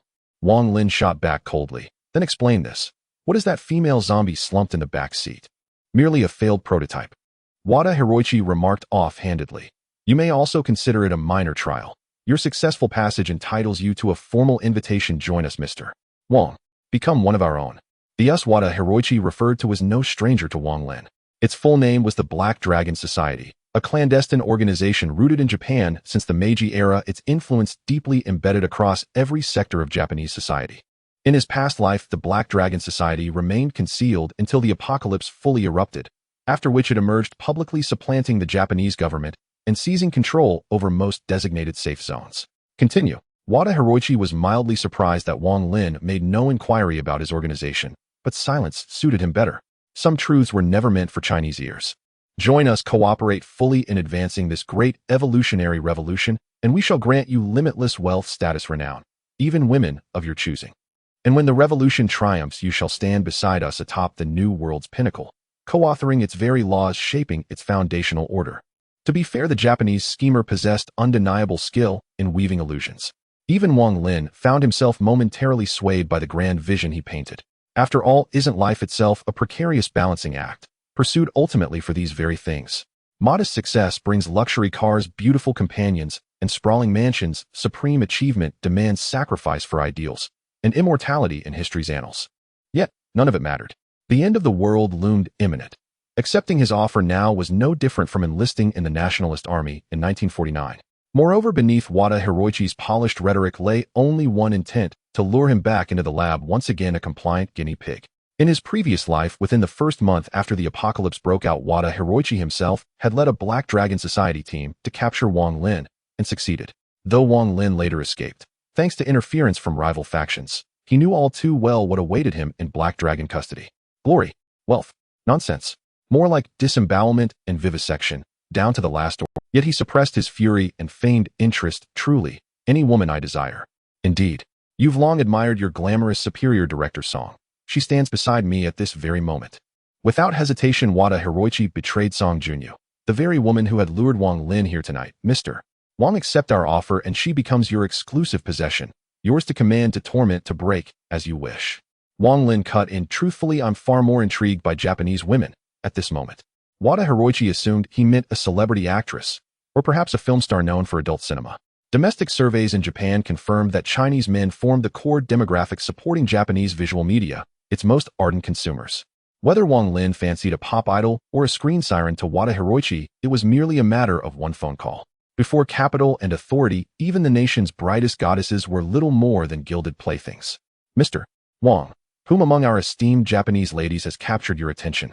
Wada Hiroichi offered magnanimously. As apology for tonight's abruptness, I'll arrange her immediate flight to join you. Then I shan't decline. Wang Lin smiled, a sardonic, venomous curve of the lips. Your own mother strikes me as rather appealing, still elegant, still vibrant. Send her over at once. I'd love to give her a proper greeting. The air froze. Silence descended, absolute suffocating. Mr. Wang, that joke falls woefully short of amusing. His tone chilled, sharp as broken glass. Who said I was joking? Didn't you just claim any woman would do? Wang Lin mocked. If you can't handle the heat, why bring up your mother at all? You. Suppressing his rising ire, Wada Hiroichi issued a veiled threat. There's an old Chinese saying, don't refuse the wine of respect, only to drink the cup of punishment. Drink this, and choke on it. Wang Lin dropped all pretense, his voice erupting raw and furious. We have another proverb, raise the broadsword, slash straight at the devil's heads. So wash your neck clean, you wretched ghost. Grandfather's coming now to cleave it clean off. With that, he slammed the phone down and tossed it carelessly onto the passenger seat. Meanwhile, 30 kilometers away, deep within the sub-basement of a secluded villa nestled on a mountain slope, a team of technicians focused intently on their monitors. Behind them stood Wada Hiroichi, impeccably dressed, eyes locked, unblinking on the massive display overhead. Live footage from the BMW X5 surveillance system. On screen, Wang Lin, blood streaking his face, leered defiantly into the lens and raised his middle finger in a gesture universally understood. Then, blackness. The signal vanished entirely. Bakiaro. Ungrateful, filthy, chink pig. Wada Hiroichi barked in Japanese. Dispatch the retrieval squad. Bring that man back. Alive. Now. Hi.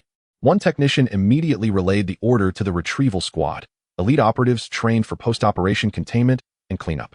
Every squad member was a veteran of Japan's special forces, combat-ready, ruthlessly efficient.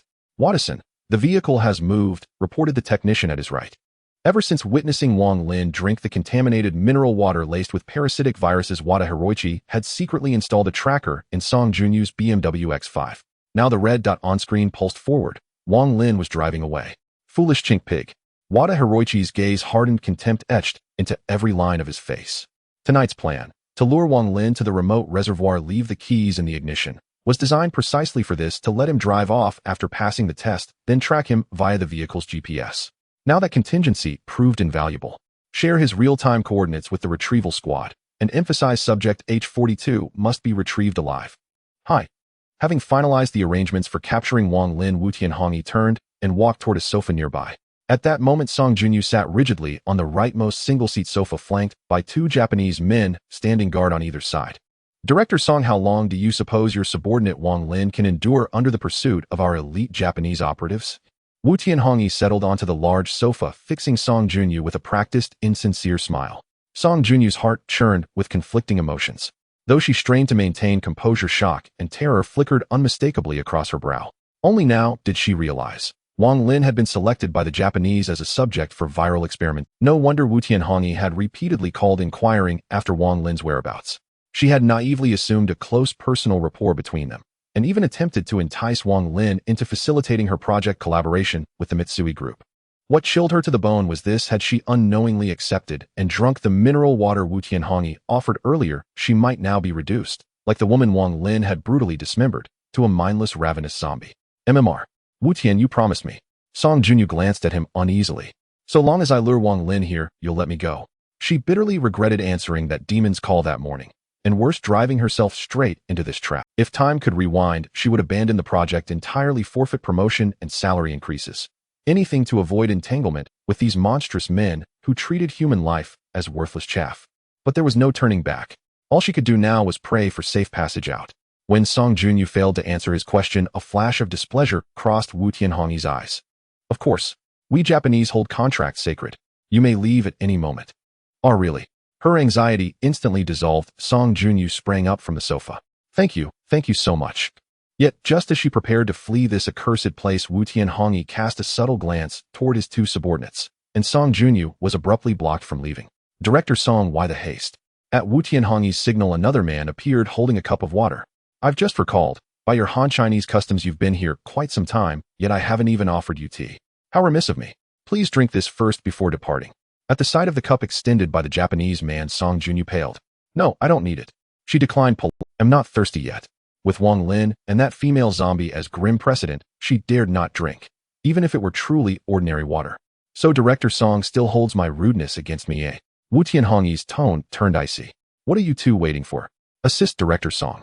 His words confirmed her worst fears. The water was tainted. Before she could utter another word, the two Japanese men seized her firmly. No, I won't drink this. Let me go, you bastards. No, glug, no. Amid her terrified struggles, the two men forced the water down her throat in brutal unison. Though she fought desperately, nearly half the cup vanished down her gullet. Cough, cough, cough. Slumped helplessly on the floor, Song Junyu choked violently, clawing at her throat in frantic attempts to, yet all her efforts proved futile. Watching her wretched convulsions, Wu Tianhongyi frowned in distaste from the sofa and ordered his men to drag her away. Meanwhile, two black Lexus GX SUVs and a medium-sized van bearing the logo, led a cleaning company, passed through the Dongxiao Expressway toll station in Haishu District, racing toward a rapidly moving red dot on a tablet screen.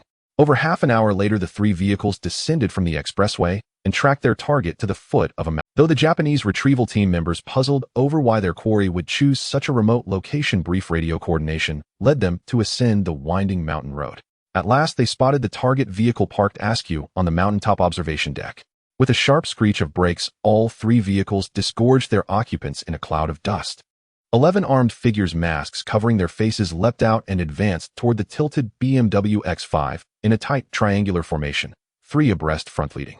Bathed in the glare of their own headlights, they could just make out a lone figure seated in the driver's seat. Yet when the vanguard trio drew near and peered inside, they found only a female corpse, her head grotesquely wedged between neck and headrest, haphazard and unnerving. Captain, H-42 isn't in the vehicle.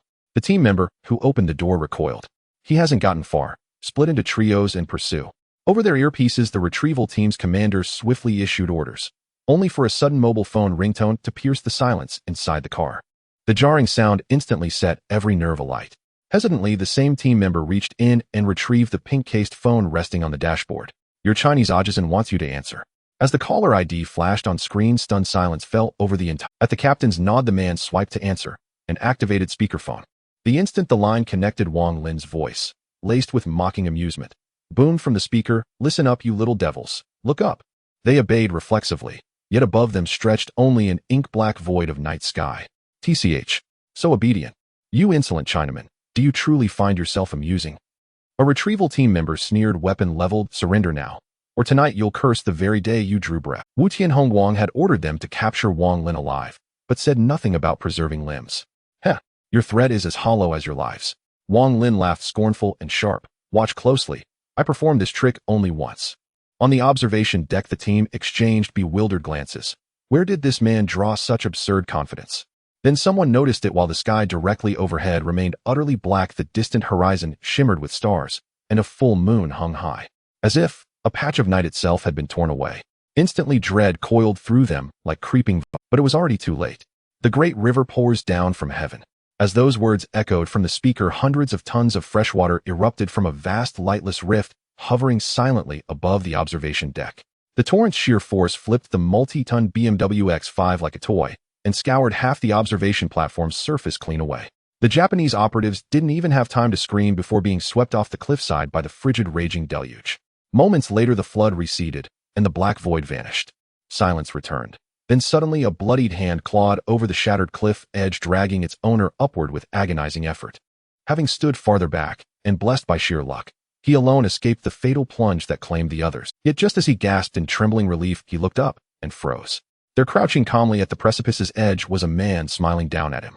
Most horrifying of all, he possessed 3 eyes. Kuan-i-jiwa. It was none other than Wang Lin. the very man they'd been sent to capture. In his mounting horror, Wang Lin raised a finger and snapped. Instantly, a familiar obsidian rift yawned open between them. No, don't. He knew exactly what came next. In panic, his native tongue burst forth. Whoa, hold on. Wang Lin's lips curled wryly. That line's mine. You're not supposed to say it. The moment the words left his lips, hundreds of pounds of icy water plummeted from the pitch-black cavern mouth, ruthlessly extinguishing the last flicker of hope for the Fujianese spy clinging desperately to the cliffside. Wang Lin then rose to inspect the spoils of this entrapment operation.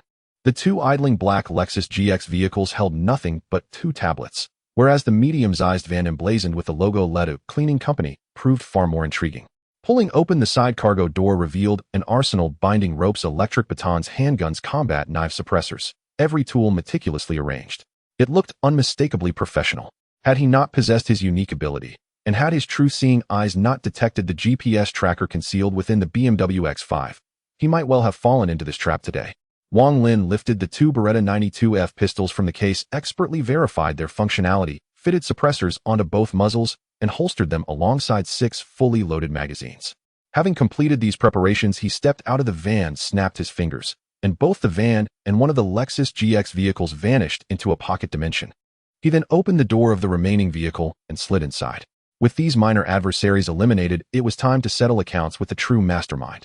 Originally, after his rebirth, Wang Lin had planned to first complete his resource acquisition mission before eliminating those despicable Fujianese spies. Yet plans as ever proved fluid.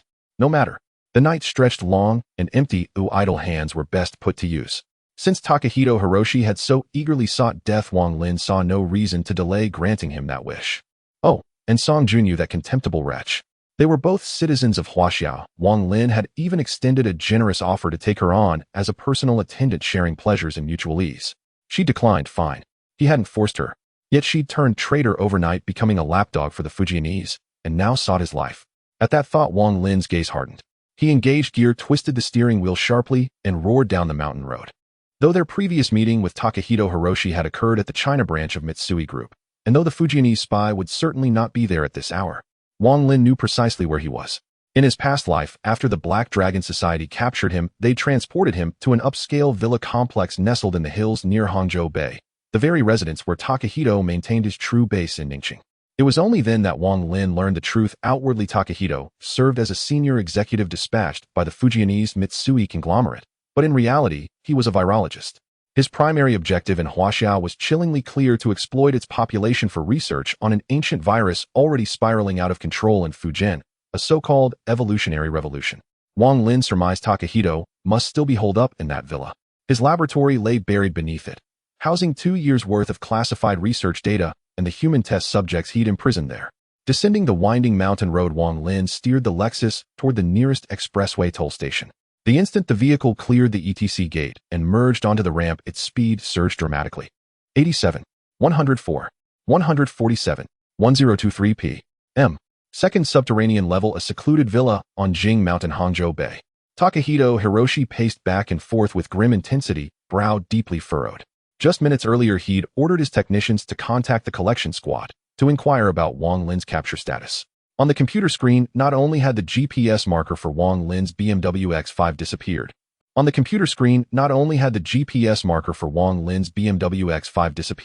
but every member of the collection squad had gone completely dark.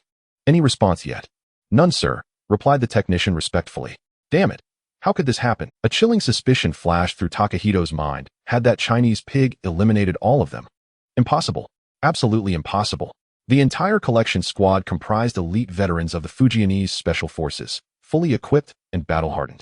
That Chinese pig Wang Lin might possess formidable strength, but ultimately he was just an ordinary civilian, utterly inexperienced in combat. How could he possibly stand against 11 elite warriors forged by the great Fujianese Empire? Then, why had the entire squad gone silent? As Takahito wrestled with this paradox, the room plunged abruptly into absolute darkness. Every electronic device failed simultaneously. Nanny, why has the power suddenly failed? Even Takahito, like his startled technicians, stood bewildered in the gloom. He immediately retrieved his phone and dialed the subordinate secretly overseeing the villa's security, only to hear the call ring endlessly unanswered. A foreboding chill crept over him. Instinct whispered that these cascading failures were no coincidence, but restoring operational control remained his immediate priority. Makino, Kamiya, Takahito barked orders. Activate the emergency backup generator, now. Hi. The two men who had previously detained Song Junyu responded in unison, then switched on their phones' flashlights, and at that very moment the phone in Takahito's hand, still dialing, suddenly connected. He demanded sharply in Fujianese, "What's happening outside? Why the blackout?" Ku and Ijiwa front wheels locked, rear wheels spinning. "I don't understand your Korean gibberish." Hey. Hearing those words, Takahito recoiled in shock. "You're Wang Lin." That voice, so familiar, so infuriating. He was certain he hadn't misheard. "TCH. First you call me Mr. Wang, now you dare utter my grandfather's name outright." Takahito ignored the taunt and demanded coldly, "Was the blackout you're doing?" At that moment Wang Lin sat calmly on an unusual chair, a grotesque throne formed by 3 overlapping corpses, his silenced pistol steady in hand. "Indeed, it was my grandfather's handiwork." Glancing at the nearby fuse box still smoldering with acrid smoke, he smirked. Surprised, delighted. Suddenly lights flared back to life across the second subterranean level. Every electrical system resumed seamless operation. Relieved to see clearly again, Takahito steadied his nerves. He gestured for the technicians to urgently activate the villa's emergency shelter protocol, and still holding the phone stalled, "Escaping my elite operatives and locating me here. That truly astonishes me. How did you manage it?" "You mean those 11 failures?" Wang Lin corrected lightly. "Apologies, I didn't notice. I simply eliminated them en route." "What? He just executed them on a whim?" Takeda Koichi's expression twisted in shock. "Damn it. How is this possible?" In his estimation, the collection squad were elite warriors trained by the Empire, while Wang Lin was merely a survivor who'd miraculously escaped a viral experiment. Even if Wang Lin's physical capabilities had been dramatically enhanced by the virus, he stood no chance against the fully equipped, battle-hardened collection squad. Even when communications with the squad suddenly failed, he assumed only a signal disruption, not that the entire squad had been annihilated by Wang Lin. Yet there Wang Lin stood, intact and scathed, having already sabotaged the villa's power infrastructure, and recited the squad's exact headcount with chilling precision. Before Takeda could recover from his shock, Wang Lin's voice echoed once more, "Don't believe me. No matter, you can ask them yourself in hell." Takeda said nothing. Instead, he glanced at the technician seated before him. Seeing the security system's sanctuary mode activated on the monitor, his suspended heart finally settled. "Damn you filthy Chinese swine. You've enraged me beyond measure." Takeda roared. "I swear, once you fall into my hands, you'll beg for death tonight." With that, he severed the call without reply. Then abruptly, "When will reinforcements arrive?" "Agents from Shanghai and Hangzhou are en route. Approximately 2 hours remaining." Hearing his subordinates report, Takeda fell silent, turned, and strode to the lounge sofa to sit. In just 2 hours, order would be restored. He could scarcely wait to witness the reversal. The sight of Wang Lin fleeing in terror hunted like prey. Yet, 1 minute, 5 minutes, 8 minutes. Time slipped away, yet nothing happened. With every above-ground camera destroyed, Takeda could not command surveillance footage to track Wang Lin's movements. Sometimes silence is more unnerving than noise, especially now in this moment within these walls. In the basement, every surviving Japanese national gathered in tense stillness. They exchanged uneasy glances, speculating whether Wang Lin had already fled. After all, even an RPG barrage would take 4 or 5 hours to breach such fortified defenses. Wang Lin was flesh and blood, perhaps struggling even to force open a single reinforced alloy door. How could he possibly overcome the hidden traps and mechanisms embedded throughout the corridors? Minutes passed. The security system remained utterly inert, as if the entire crisis had been nothing but a false alarm. One technician even mocked his Chinese counterparts aloud to a colleague, calling them boastful fools, while boasting that once their evolutionary revolution succeeded, the Imperial Army would soon reclaim dominion over this unworthy land, just as their ancestors once did. Takeda, eyes closed on the lounge sofa, heard every word. Though he joined no discussion, this vision was precisely the dream he had devoted his life to realizing. He believed only the noble Yamato race deserved this vast resource-rich land. Suddenly a drop of water struck Takeda's cheek, jolting him from reverie. He raised a hand to wipe his face, then frowned upward, puzzled at the ceiling. Strange, where did this droplet come from? The villa sat mid-slope, surrounded by meticulously engineered drainage. Such moisture should have been impossible here. Before he could speak, guards Makino and Kumi, stationed rigidly at either side of the basement entrance, also noticed the anomaly. A spreading pool had formed silently beneath their feet, expanding visibly before their eyes. "Mr. Takeda, the water is seeping in from outside the door," Makino reported instantly. Takeda's brow furrowed, a cold premonition rising unbidden. Before he could grasp its meaning, a faint, persistent sound erupted abruptly from the ceiling above. Drip, drip, drip, drip. More droplets fell. Then a steady stream gushed from the southeast ventilation shaft. Water, Origin unknown, splashed onto the floor, dousing not just the tiles, but also the arrogance and disdain that had filled the room. Damn it! Where is this water coming from? It's that damn Chinese swine. He's behind this. Someone voiced the truth aloud. Instantly, water began pouring from 3 other ventilation shafts, flowing faster, stronger each second. Meanwhile, the 2 technicians confirmed via surveillance that massive volumes of water were flooding the outer corridors, though currently only a fraction had seeped through narrow gaps beneath the sealed alloy doors. But this offered no comfort. Unless a solution emerged swiftly, they wouldn't need 2 hours. Water streaming in through all 4 vents would drown them all long before. Takeda exploded in fury, finally grasping Wang Lin's true design. That cunning bastard never intended to enter at all. From the outset, his sole aim had been to entomb them all alive beneath the earth. Shut down emergency sanctuary mode, now. Takeda barked his command. While power remains open, all alloy doors. Yes, sir. The technician obeyed without hesitation. As the underground security system disengaged entirely, torrents of freshwater surged unimpeded through the corridors, rushing deep into the lowest chamber. Within moments, the floodwaters rose past their knees.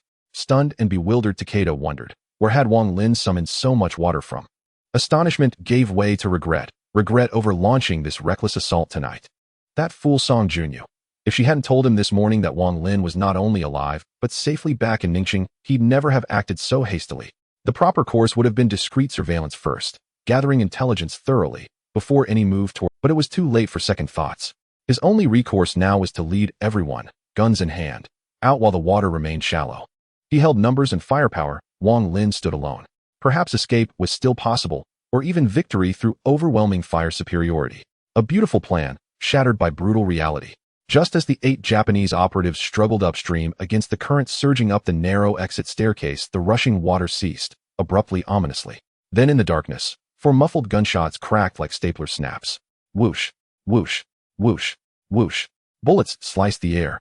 4 men collapsed one after another into the waist-deep water, choked gasps swallowed by the murk. The survivors scrambled for flashlights to assess the damage. All 4 bore identical wounds, centered perfectly between the brows. 1 shot. 1 kill. Damn it. How does he even have a firearm? At the stairwell's shadowed turn, Takeda stared as crimson bloomed slowly in the turbid water around his fallen men, and suddenly recalled Wang Lin's earlier words during their call. So, his collection squad hadn't merely delivered themselves to slaughter. They'd handed this wily devil an entire arsenal to use against him. Even more terrifying. How could he strike so accurately in absolute darkness? At that thought, Takeda nearly choked on bile. Mr. Wang, can we talk? Sure. From the dark, Wang Lin replied without hesitation. Come up alone. I'll hear whatever you have to say face-to-face. Mr. Wang, surely you're luring me up just to shoot me. Sharpied little devil. You see right. Takeda fell speechless. After a pause, he cut straight to the point. Mr. Wang, your people have a saying, enemies should reconcile, not feud. Lay down your sword and attain enlightenment on the spot. Though our history holds bitterness, you've already slain many of my men. Spare me today, and I swear. Hear that phrase again, enemies should reconcile, not feud. Wang Lin laughed bitterly, then cut in merciless, save those words for the Buddha. I'm only here to escort reconciliation. In reconciliation indeed. In when you turned me into a lab rat and nearly killed me. Did that thought ever cross your mind? In when you used Song Junyu to deceive me, then sent assassins after me. You were quite formidable, weren't you? Now you're invoking the virtue of a true man who bends, but does not break. Inju to hell. In hiding in the shadows, utterly disheveled, Takeda Koichi tried to utter something, but Wang Lin had no patience for his words and ignored him entirely. Wang Lin raised his hand and snapped his fingers. The next instant, a pitch-black aperture, 2 meters in diameter, materialized above the exit staircase. Pure lake water from Lake Baikal in Siberia gushed forth unceasingly from the void, cascading down the stairwell. In the sudden, overwhelming deluge swept the Japanese soldiers below into drenched, floundering wretches. After barely regaining his footing, Takeda Koichi shone his flashlight upon the impossible black rift and froze utterly dumbfounded. What in the blazes is this? Takeda-san, we cannot go on like this. If we remain trapped here, we'll either drown in this flood or perish when the lower levels fill completely. Rather than wait here for certain death, let's charge upward and fight that accursed Chinese man to the end. Fujiwara speaks truly. And with such darkness, overhead coordinated action may yet allow us to escape unscathed, even from that contemptible Chinese. Snapping out of his shock, Takeda Koichi knew full well there was no path left but desperate resistance. And under the expectant gazes of his men, he pulled back the bolt of his rifle, a silent, decisive reply. Long live the great Yamato Empire. At his cry, the other three echoed the slogan, eyes burning with grim resolve. And then, extinguishing their flashlights, all four surged upward against the torrent, following Takeda Koichi's hand signals. The moment they burst through the first-floor exit, all four simultaneously depressed the triggers of their submachine guns, spinning in place, firing wildly in every direction. In the suffocating blackness, priceless furniture, masterworks of art and marble flooring shattered amid sharp splintering cracks, plummeting in value, reduced in an instant to worthless rubble. After two volleys, the quartet retreated strategically, exchanging magazines in staggered intervals, advancing toward the parked car outside as planned.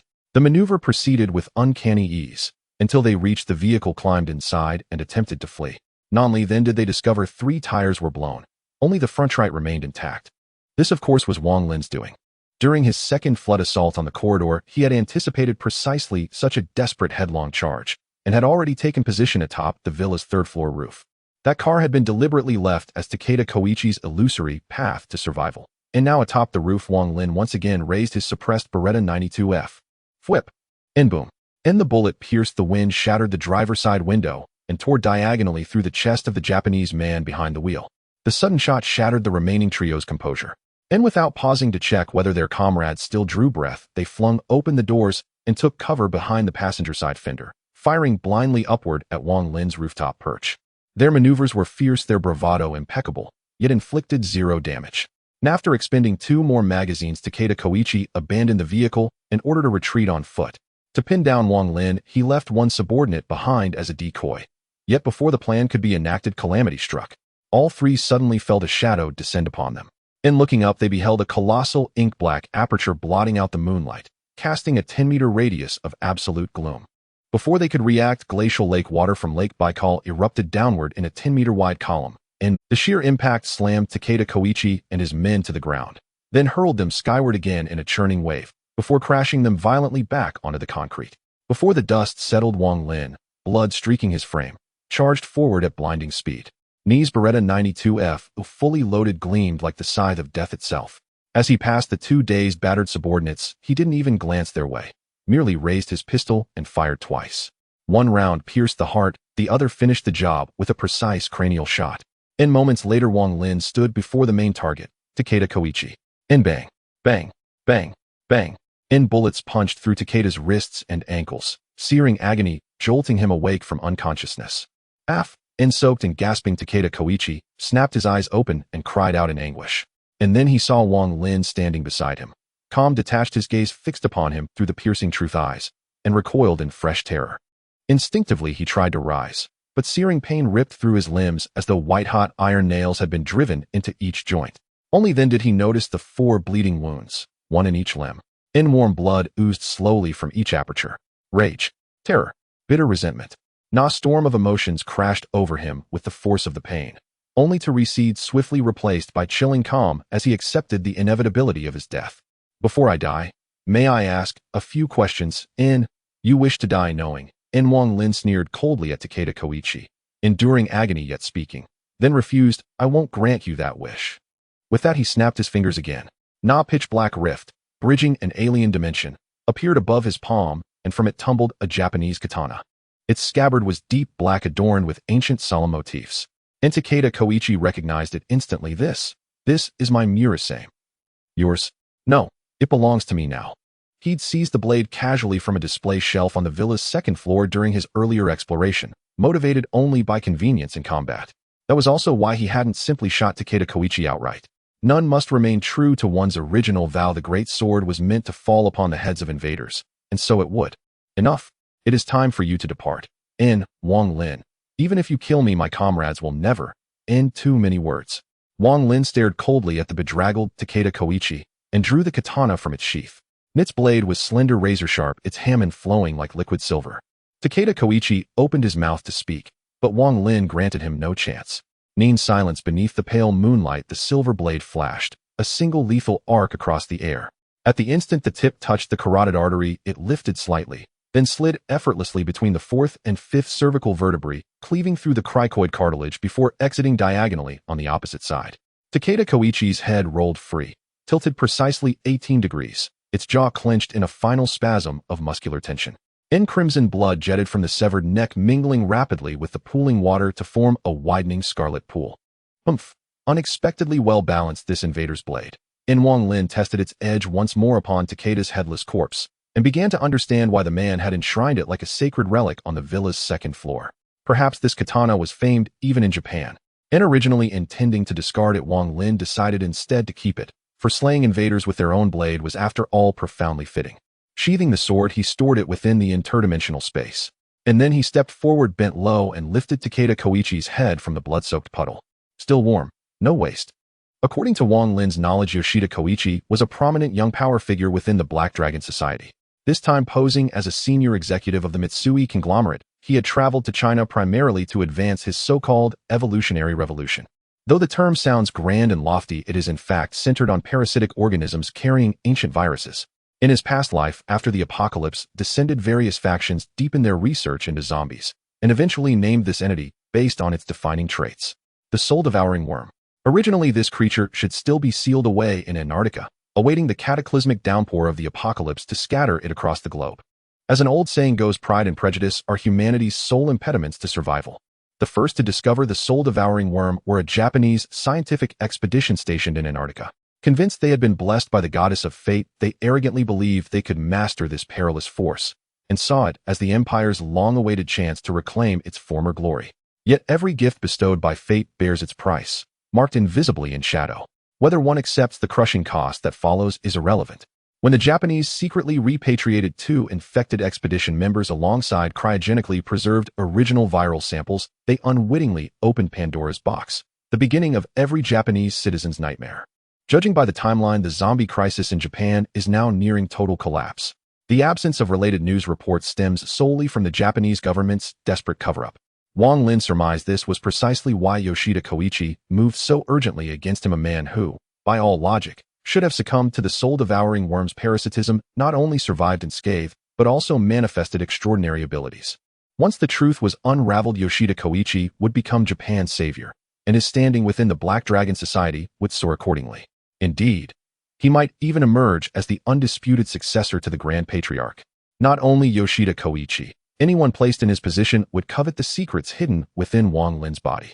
And yet, after severing ties with his past life in a single decisive stroke, Wang Lin remained, not out of hesitation, but to seize all cutting-edge research materials belonging to Yoshida Koichi and his team. Scientists may have borders, but science knows none. Even if he himself could not decipher them, they were still far better kept from the Japanese reinforcements soon to arrive. Fortunately, with his interdimensional space at his disposal, it was merely a matter of convenience. Clutching Yoshida Koichi's severed head, Wang Lin strode back into the pitch-black villa and soon reached the stairwell leading underground. By then, 6 or 7 steps had already been submerged beneath murky water. Perhaps due to the shallow depth, the subterranean power supply remained intact. The corridor lights still flickered softly. Descending step by step, Wang Lin quickly spotted 4 floating Japanese corpses adrift in the water. Their grotesquely contorted, terror-stricken faces, paired with the sporadic, echoing drip, drip from the corridor, evoked the chilling atmosphere of a horror film. Yet for Wang Lin, a true man forged in 3 years of unrelenting apocalypse, tempered in mountains of corpses and rivers of blood, this scene stirred little emotion. He paused on a step mere centimeters above the waterline, raised his hand, and snapped his fingers. Instantly, a jet-black rift, linked to his interdimensional space, yawned open beneath his feet and drifted downward into the turbid water. At once, the placid surface erupted into a widening vortex, swiftly devouring the surrounding murk and the floating corpses alike. The process lasted 2 to 3 minutes. Once every drop of floodwater vanished, Wang Lin hurried down the corridor, inspecting each room in turn. More accurately, rating each room. He kicked open every door regardless of what lay inside, and summoned the black rift to swallow everything into his interdimensional space. As another saying goes, free looting feels exhilarating. Looting freely forever feels sublime. After clearing the entire sublevel, Wang Lin arrived before the entrance to the second basement level. In his past life, he had been captured by the Black Dragon Society and imprisoned right here, beneath these very floors. But first he needed to breach the alloy steel gate before him. There were only 2 ways to open it: one, brute force demolition using an RPG, but such violence risked collapsing the entire basement. The other required internal biometric authorization. Though Wang Lin possessed no RPG, and every Japanese operative there had already been slain, the situation posed no real obstacle. The alloy steel gate employed facial recognition security, the very reason he had carried Yoshida Koichi's. As a high-ranking Black Dragon Society member, this Japanese officer's severed head served as both key and highest-level access credential. Wang Lin lifted the lifeless wide-eyed head, carefully wiped away blood and grime from its face before the scanner's camera, and even adjusted its expression, just so. As expected, after 3 seconds of infrared scanning, a green message appeared on the small display beneath the lens safe. Then, with a low mechanical groan, the massive alloy doors slid slowly apart. Unlike the flooded corridor of the first sublevel, the chamber beyond remained perfectly dry, no trace of water on the floor. This alone revealed the immense importance the Japanese placed upon this second sublevel. The entire second sublevel was divided into 3 zones: the experimental wing, the archives, and the containment wing.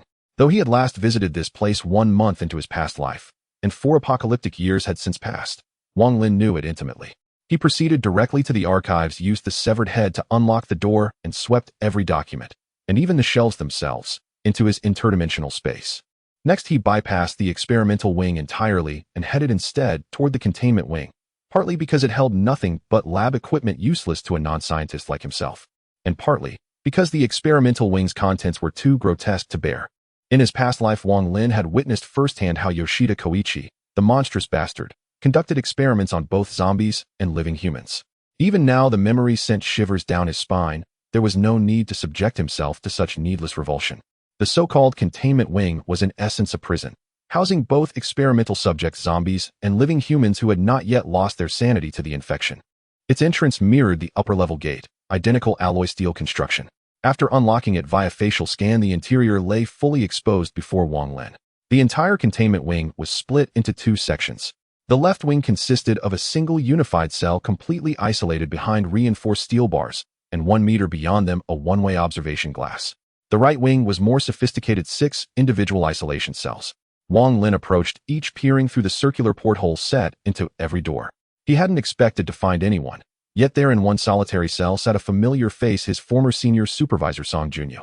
She sat hunched in the barren corner of her cell, withdrawn and despondent, utterly unaware of her former subordinate watching her coldly from outside. Wang Lin suddenly rapped sharply on the glass porthole. The sound instantly drew Song Junyo's attention. Yet when she lifted her sorrowful gaze toward the door, she saw nothing. Convinced it was a hallucination, she lowered her head again, until a second sharp triple rap echoed: knock, knock, knock, knock, knock, knock, knock, knock. This time she knew it was real. After a long silence, she rose slowly from the floor, her hair slightly disheveled, and approached the sealed steel door with cautious steps, determined to uncover the source. Just as she rose onto her tiptoes to peer through the porthole, Yoshida Koichi's mouth agape, unblinking head suddenly filled her field of vision. In that instant, her lithe frame froze. Her slender, elegant eyes widened, pupils contracting sharply, as her lips parted and a short, piercing shriek tore from her throat. Ah! A sudden human head appearing before her made Song Junyo blanch, her body reacting instinctively before her mind could process the shock, her slender legs recoiling backward without thought. Overwhelmed by panic, she felt the world spin violently, her voluptuous figure staggered and lost its. Her jade-like legs tensed tautly while her arms flailed wildly through the air, grasping desperately for purchase, yet all in vain. Thud! Song Junyo toppled backward, weightless, landing hard on her ample buttocks. Her chest heaved violently, jostling 2 buttons loose from her blouse collar, revealing just a sliver of alabaster skin half concealed like a lute veiled behind silk. The sharp sting of impact snapped her out of stunned terror.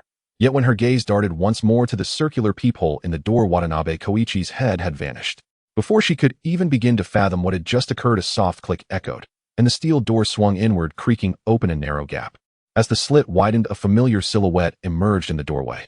Wang Lin. Surprised. Astonished. How did you get here? Standing at the threshold with hands clasped behind his back, Wang Lin gazed down coldly upon the proud, flustered woman seated helplessly on the floor, her attire disheveled, her composure shattered. Silence lingered. Song Junyo truly was astonished. Yet beneath that shock flickered guilt and acute. Though everything she'd done tonight had been under Watanabe Koichi's coercion and deception, she had called Wang Lin and nearly caused his death inside her car. But none of that mattered now. She had been forcibly made to drink water laced with a pathogen that turned people into zombies, her life slipping away. Moral reckonings held no place in such dire straits. After a pause, Song Junyo met Wang Lin's gaze with icy resolve, unflinching as she retorted, "So, have you come to kill me?" After all, Watanabe Koichi had openly promised Wang Lin immense rewards, proof enough of the Japanese intruder's high regard for him. Though Wang Lin had refused, she had no idea what transpired afterward. Yet his solitary arrival, unescorted by Japanese guards unconfined like herself, led her to suspect he had defected to their side. His visit then could only mean retribution. TCH. So fearless in the face of death. Wang Lin sneered. Looks like Watanabe Koichi fed you that substance too. Song Junyu's expression shifted faintly, but she remained silent, her eyes locked on his with glacial detachment. So I was right.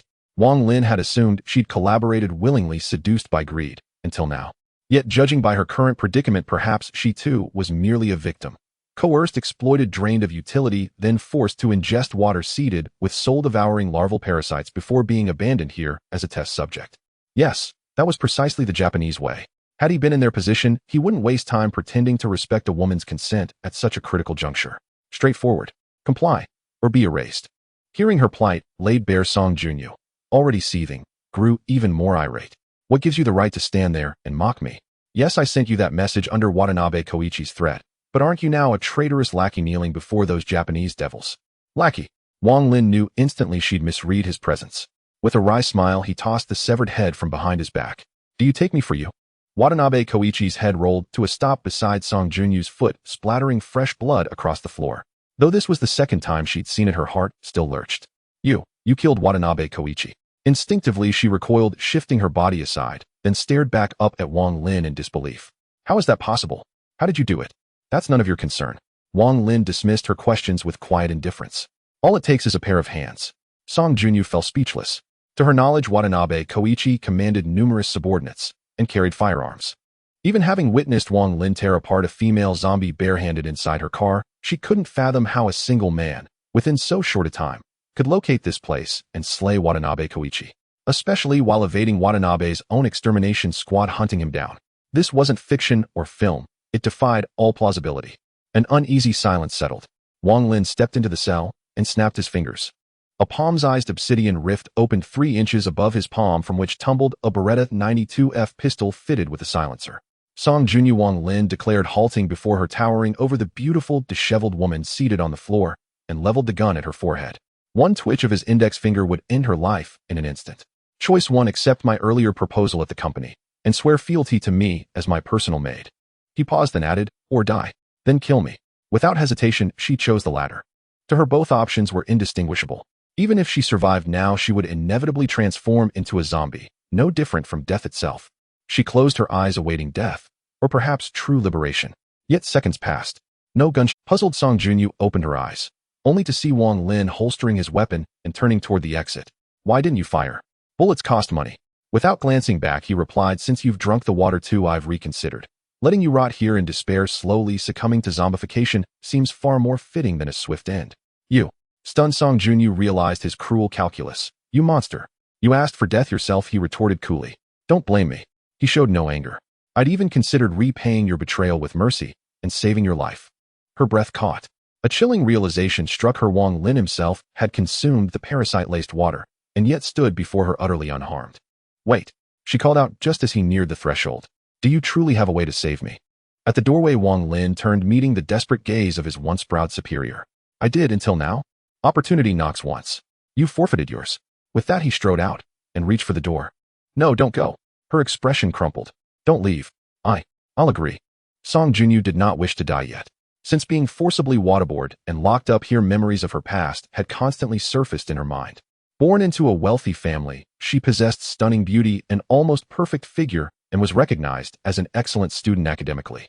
In her career, she had already become a department head at Kaiwei Group before turning 30. It was precisely because her past life had been so smooth and beautiful that she was unwilling to let it end like this. Song Junyu hurriedly got up from the ground, trying to stop Wang Lin, who was about to close the door and leave. However, due to her eagerness and the fact that she had twisted her ankle when she stumbled and fell earlier, she lost her balance again as she rushed towards the door and fell down, scraping her fair right leg. Fortunately, hard work pays off. When she finally got over the pain, she discovered that Wang Lin was still at the doorway, leaning against the doorframe and watching her. Feeling Wang Lin's burning gaze, Song Junyu quickly noticed the unexpected exposure of her chest and reached out to adjust her collar. Director Song, have you always been so fickle? Wang Lin teased with a smile, looking at his former beautiful superior's awkward demeanor. I actually prefer the rebellious version of you from before. Song Junyu was at a loss for words, not knowing how to respond. Previously, she had no choice. She thought her only option was to become a soulless zombie or face death. Now that she learned from Wang Lin that she had a chance to survive, she was determined to seize it. As long as you can save me, I can agree to be your maid. Even though she had made up her mind, saying it out loud still felt incredibly shameful to Song. especially since this person was someone she had once despised the most among her male subordinates. Wang Lin narrowed his eyes slightly. The reason he had not pulled the trigger earlier and had deliberately revealed a way for Song Junyu to save her life was precisely for this sentence. Since this woman was not actively collaborating with the enemy to betray herself, and since she had also consumed, while the truth was revealed, he was primarily motivated by lust. It would indeed be a pity to kill such a stunning beauty. Instead, it would be better to bring her home and discipline her, severely punishing her daily. Of course, if she ultimately did not change her mind, Wang Lin would genuinely leave her behind. After all, there were plenty of stunning beauties besides Song Junyu. There was no need to rush to beg for her acceptance that would not be in line with his principles.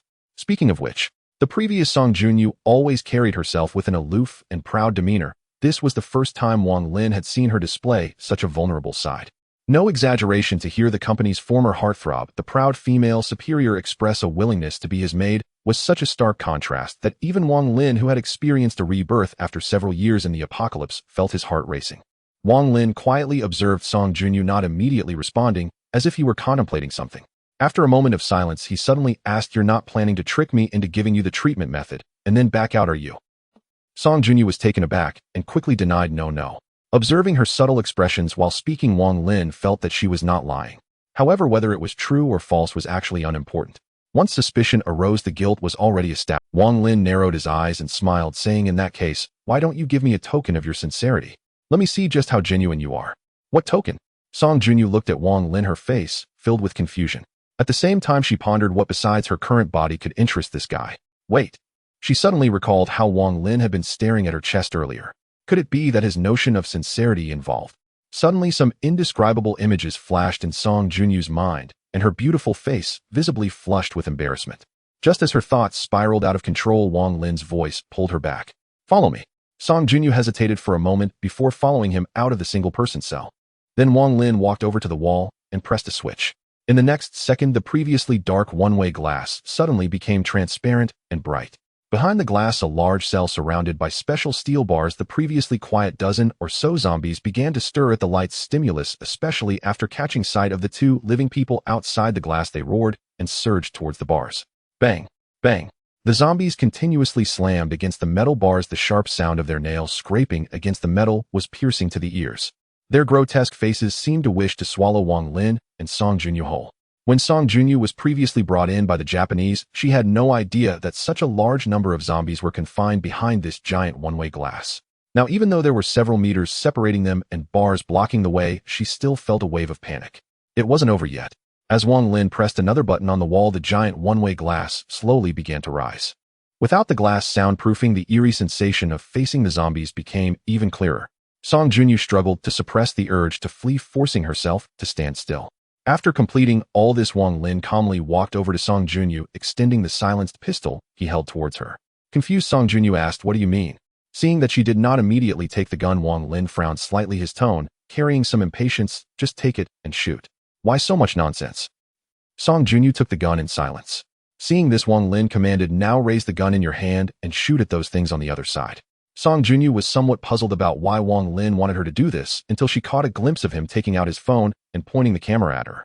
So this so-called token of sincerity meant he wanted proof of her committing murder. At this moment, Song Junyu felt a struggle within her. As Wang Lin had previously mentioned, if she temporarily submitted to this guy, she could seize an opportunity to escape once her body was healed. However, if the scene of her shooting was recorded, she would likely have to live under Wang Lin's control for the rest of her life. Suddenly, Song Junyu had a bold idea. What if she turned the gun on Wang Lin and forced him to reveal the treatment? In this way, she would not only avoid becoming this guy's slave, but also heal her body, and she wouldn't have to worry about being in his debt. Talk about hitting three birds with one stone. But since this guy so easily handed over the gun to her, did he not have a backup plan?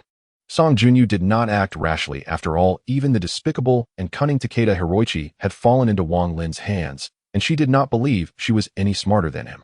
"Shoot!" Wang Lin urged from the side. "What are you waiting for?" After a fierce internal struggle, Song Junyu ultimately did not dare to put that bold idea into action. She took a deep breath and then raised the Beretta 92F with a silencer, continuously pulling the trigger. However, to her surprise, no gunshot was heard. Wang Lin smiled as he put away his phone and walked closer. "Congratulations, you have passed the test." Before the words had fully left his lips, Wang Lin retrieved the Beretta 92F from his flustered mature superior. The pistol's magazine had long been emptied during the earlier confrontation with Watanabe Koichi and his Japanese cohorts. At that moment, Song Junyu finally grasped the true nature of the loyalty test. She silently thanked her own restraint. Had she acted rashly, one misstep would have cost her everything. Simultaneously, she felt a chill of apprehension toward the man beside her. Unpredictable, unbound by convention, and deeply inscrutable. Wang Lin paid no mind to Song Junyu's inner turmoil. After securing the weapon, he gently brushed dust from the curve of her buttocks, the spot where she'd fallen, and instructed Director Song, "You're dismissed. Wait for me outside." Song Junyu froze, her body stiffening. Though he addressed her repeatedly as Director Song, neither his tone nor his actions conveyed the slightest trace of subordinate deference. In the past, she would have slapped him across the face on the spot and summoned security. But now her life hung entirely in his hands. However repulsed, she felt she had no choice but to endure. Eager to escape his grasp, she flushed and murmured yes. Yes, of course, before hurrying out of the surveillance zone without a backward glance. Wang Lin watched her flustered silhouette retreat, a faint smile playing on his lips. Did flight truly offer escape? Perhaps for tonight. But tomorrow she would kneel, just as obediently, and sing her surrender. Snapping back to focus, he let the smile fade, and drew a fully loaded Beretta 92F from his extra-dimensional space, striding toward the alloy gate, swarming with zombies. Song Junyu feared the undead because she had scarcely encountered them, and lacked the strength to face them. He was a true man forged in the apocalyptic crucible of blood and rot. A hardened survivor who had slain hundreds, if not thousands, of the undead with his own hands. This minor skirmish, merely child's play. Amidst the guttural shrieks of a dozen zombies, he swiftly located the gate's lock. "Gentlemen," he said, coolly raising his pistol, "justice has its due. Let me grant you vengeance this very instant." Bang, bang, bang. 40 minutes later, 8 vehicles descended from the highway winding up the mountain road toward the villa on Jingshan Mountain's midslope. Their occupants were Japanese spies operating covertly in China, dispatched immediately upon receiving Watanabe Koichi's distress call from Hangzhou and Shanghai. Yet upon arrival near the villa, they found only corpses strewn across the grounds and chaos spilling from every shattered window.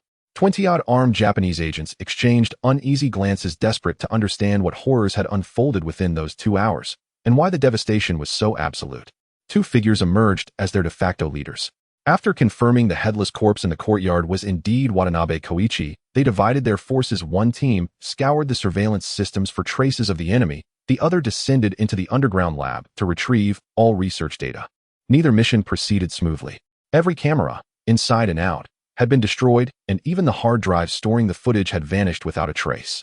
The second team fared worse. Not only did they fail to locate Watanabe's research, but the moment they pried open the heavy alloy door to the sublevel, a pack of over a dozen zombies, drawn by the noise, lunged upon them. The sudden crisis forced the first team above ground to abandon their search and rush down to assist. But misfortune compounded just as the Japanese operatives battled the undead deep underground. A convoy of over a dozen armored response vehicles roared along the Hangzhou Bay National Highway, 3 police sedans leading the charge. Each assault vehicle carried at least 6 fully equipped special police officers, except for 2 converted into mobile IT support units. Their destination, the villa on Jingshan Mountain's midslope. Meanwhile, the architect of this entire chain of events sat calmly inside the commandeered Lexus GX, idly admiring his superior's porcelain-smooth legs while watching the sirens streak past under cover of night. "All right, start the car." Wang Lin gave Song Junyu's thigh a light appreciative pat before withdrawing his hand. To be frank, it was exceptionally smooth. As Wang Lin had anticipated, the Japanese operatives, arriving from afar, were now locked in brutal combat with the zombies he'd deliberately released from the containment chamber. And now justice itself had entered the stage. With all players assembled, the drama promised to be spectacular, while its unseen master quietly prepared his exit. And now justice itself had entered the stage. With all players assembled, the drama promised to be spectacular. Shifting into gear, she guided the SUV off the barren roadside and steadied her breath before asking where to. "Home, of course," Wang Lin replied from the passenger seat, fastening his seatbelt. "It's the middle of the night. Where else would we go?" Song Junyu's delicate brows furrowed slightly. Alone together at midnight, in one room on one bed. The implications were unmistakable. And now, utterly powerless, she possessed no right to refuse. After a pause, she asked hesitantly, "Your place? Is it far?" "Did I say we were going to my place?" Wang Lin reclined his seat, stifled a yawn, and said, "Yours. Time to get acquainted with your address." Song Junyu fell silent, turning onto the highway without another word. 50 minutes later, the Lexus GX exited the expressway at the Inzhou District toll station. The midnight streets lay hushed and desolate. Soon they approached Song Junyu's residential complex. Truth be told, this was the first time she'd ever brought another man home to spend the night, especially one she despised most, her own subordinate. The thought of being violated in her own bedroom sent her heart racing. She steered into the compound and parked in the surfaced lot beneath Building 7. Glancing toward the passenger seat, she found Wang Lin reclined with eyes closed, as if asleep. Just as she hesitated whether to wake him, he stirred, blinked awake, and surveyed their surroundings. "We've arrived." She murmured absently, unbuckled her seatbelt, and stepped out. To her surprise, Wang Lin did not follow her upstairs. Instead, he circled to the driver's side, opened the door, and slid back in. Puzzled, Song Junyu asked, "Aren't you coming up?" "What? So eager to submit to your master already?" She said nothing, only stared speechless. Song Junyu seemed to realize that her words had betrayed an uncharacteristic lack of composure. Compounded by Wang Lin's unabashed flirtation, her already flushed cheeks burned even hotter. "I didn't." She began to deny it, yet hesitated mid-sentence, wary of provoking this mercurial, inscrutable. In the ensuing silence, a critical question struck her. She swiftly changed the subject. "If you simply leave now, what becomes of the ancient virus inside me?" Ever since Hangzhou Bay, she had endured humiliation and submission, allowing Wang Lin to touch her freely, not out of weakness, but as a desperate bargain to cure the primordial virus festering within her, lest she devolve into a feral, soulless revenant. He'd already laid hands on her. He'd even entered her home. So what did it mean to vanish without a trace? TCH. You're right. I'd nearly forgotten about that. Song Junyu froze, startled. His expression bore no trace of mockery. Was he truly serious? Forgotten? How could something so vital, so life-defining, slip his mind? If possible, she would have bitten him raw. Wang Lin studied his elegant senior supervisor beside the car window and sensed faintly the stirrings of indignation. No matter. Even indignation must be swallowed whole and held in check. Truth be told, there was something oddly compelling about Song Junyu. This blend of reluctant compliance and quiet resentment. Perhaps this was the peculiar joy of the office drone. Every overworked subordinate has at some point fantasized about standing atop their tyrannical superior. Cold, unyielding, and utterly humiliating. Now fantasy had crystallized into reality. With a subtle narrowing of his eyes, Wang Lin instructed her, "Go upstairs and fetch a glass." "A glass? For what?" she asked, bewildered. "Just go. No need for questions," he retorted with a dismissive glance. "Do you wish to be cured, or not?" Speechless, she paused, then acquiesced. "Fine. I'll go now." Though his tone grated, she obeyed without protest, turning briskly toward the residential building. Minutes later, descending with a glass in hand, she exhaled softly. The Lexus still sat in its original parking spot. Her taut nerves eased just slightly. During the elevator ride up, she'd feared precisely this, stepping back outside, only to find him gone. After all their recent rapport had been frayed, tonight she'd nearly gotten him killed. "Here, glass in hand." She approached the car and extended it. Wang Lin accepted it then, under her watchful, curious gaze, bit open his index finger and let several drops of blood fall into the glass. Beneath the distant streetlights, the crimson liquid shimmered like a captured ruby, luminous, hypnotic. Then, with a crisp snap of his fingers, a rift tore open above the rim, a jagged ink-black aperture into another dimension, through which cool, crystalline water from Lake Baikal surged forth, filling the glass in under 2 seconds. To avoid waste, he swirled his still-bleeding finger within the crimson water, then handed the glass to the poised woman waiting beside the car. "Drink it." Hesitantly, Song Junyu accepted the blood-tinged water. Having witnessed its creation firsthand, nausea coiled in her throat. Yet after a moment's pause, she clenched her eyes shut and drank it down in one swift, grim swallow. A coppery tang bloomed across her tongue and sinuses, triggering wave after wave of dry heaves. While she clutched her chest, fighting nausea, Wang Lin offered an explanation. "I know your mind brims with questions. This draft alone cannot eradicate the ancient virus, but it will sustain you, keep you human and whole long enough for me to return after completing my task." "Then, when will you return?" Once the metallic aftertaste subsided, she asked. "Uncertain," he replied plainly. "Depends on how smoothly things unfold, or whether I return at all." "What if you don't? What do I do then?" If I'm gone, who cares how you fare? Just throw yourself a grand funeral." He shot her a wry, exasperated look. This woman who clearly wished him no good fortune. "So if you value your life, pray daily for your master's safe and seamless return." Speechless again, Song Junyu realized, too late, that she'd boarded a vessel with no port of entry. More precisely, they were bound like two grasshoppers on a single thread, yet he held the blade free to sever it any time and flee alone. She possessed no recourse, only passive surrender to fate. That sense of utter subjugation left her agitated, unsettled, especially because he was Wang Lin, the once unremarkable intern she'd commanded at whim. As silence thickened between them, the low growl of the Lexus GX's engine shattered the stillness. Watching his silent, statuesque supervisor beside the car, Wang Lin delivered one final warning. "Before I go, heed this: stop drinking tap water immediately. Tomorrow, rise early. Stockpile bottled water and essentials, whether at supermarkets or wholesale markets. Do it discreetly, avoiding neighbors' notice. Also withdraw substantial cash from the bank. Prepare thoroughly. Why, as she began, then recalled his earlier words and amended her question. Do you know something catastrophic is coming? Just do as instructed. Know this: your master has no intention of harming you. He refused to elaborate further. I'm leaving. With that, he engaged the gear and pulled away. Yet as he steered out of the parking space, he suddenly leaned out the window. Oh, and tomorrow at 6:10 p.m. attend the most spectacular performance ever staged. And remember, at that hour the entire world shall blaze, for you alone. Song Junyu stood rooted, watching the Lexus GX recede into the curve of the residential lane, his final words echoing relentless in her mind. She couldn't decipher their meaning, but instinct whispered tomorrow at 6:10 p.m. would mark a threshold unlike any other. And so she resolved to follow his instructions precisely, withdraw cash at dawn, then scour malls and markets. After all, her very survival rested in his hands. He had no motive to toy with her, nor to lie about matters of life and death. Heed wise counsel and live well. With that, Song Junyu crossed her arms and walked gracefully back toward the building. The night air in Ningxing grew sharply cold beneath the wind, especially given her light attire, and lingering outdoors was unwise. Elsewhere, Wang Lin, having driven away from the residential complex where Song Junyu lived, pulled to the curb, produced a cigarette from his pocket, held it between his lips, and lit it. If he wished, he could turn back at any moment and let Song Junyu sing through the long night. Truth be told, he found himself oddly impressed with his own audacity. At such a precipice to resist a peerless beauty like Song Junyu. Only an exemplar of ancient virtue such as Lu Xiaowei could possibly match that restraint. If I do not rise to greatness, then heaven itself will protest, he thought. As the cigarette burned down, Wang Lin flicked the butt from the car, stomped the accelerator, and vanished into the night. After entering the expressway at the Yinzhou district toll, Wang Lin thundered along the highway and drove straight through to Biluan district. Because the hour was late and his clothes were stained with blood, he did not seek a hotel. After exiting the highway, he drove up to the summit of Fengshe Mountain. The mountain had not always borne that name. It became known for the 8 massive wind turbines installed atop it for power generation. He had chosen to sleep there for a simple reason: it faced the sea with an expansive view and lay close to Ningxing Port, famed as the world's largest port. After being reborn, Wang Lin had drawn up an apocalyptic survival plan. The first phase was the accumulation of supplies, and the problem of clean water had already been solved at Beijing Lake. His next move was to loot the goods of a port whose annual throughput exceeded 5 billion tons.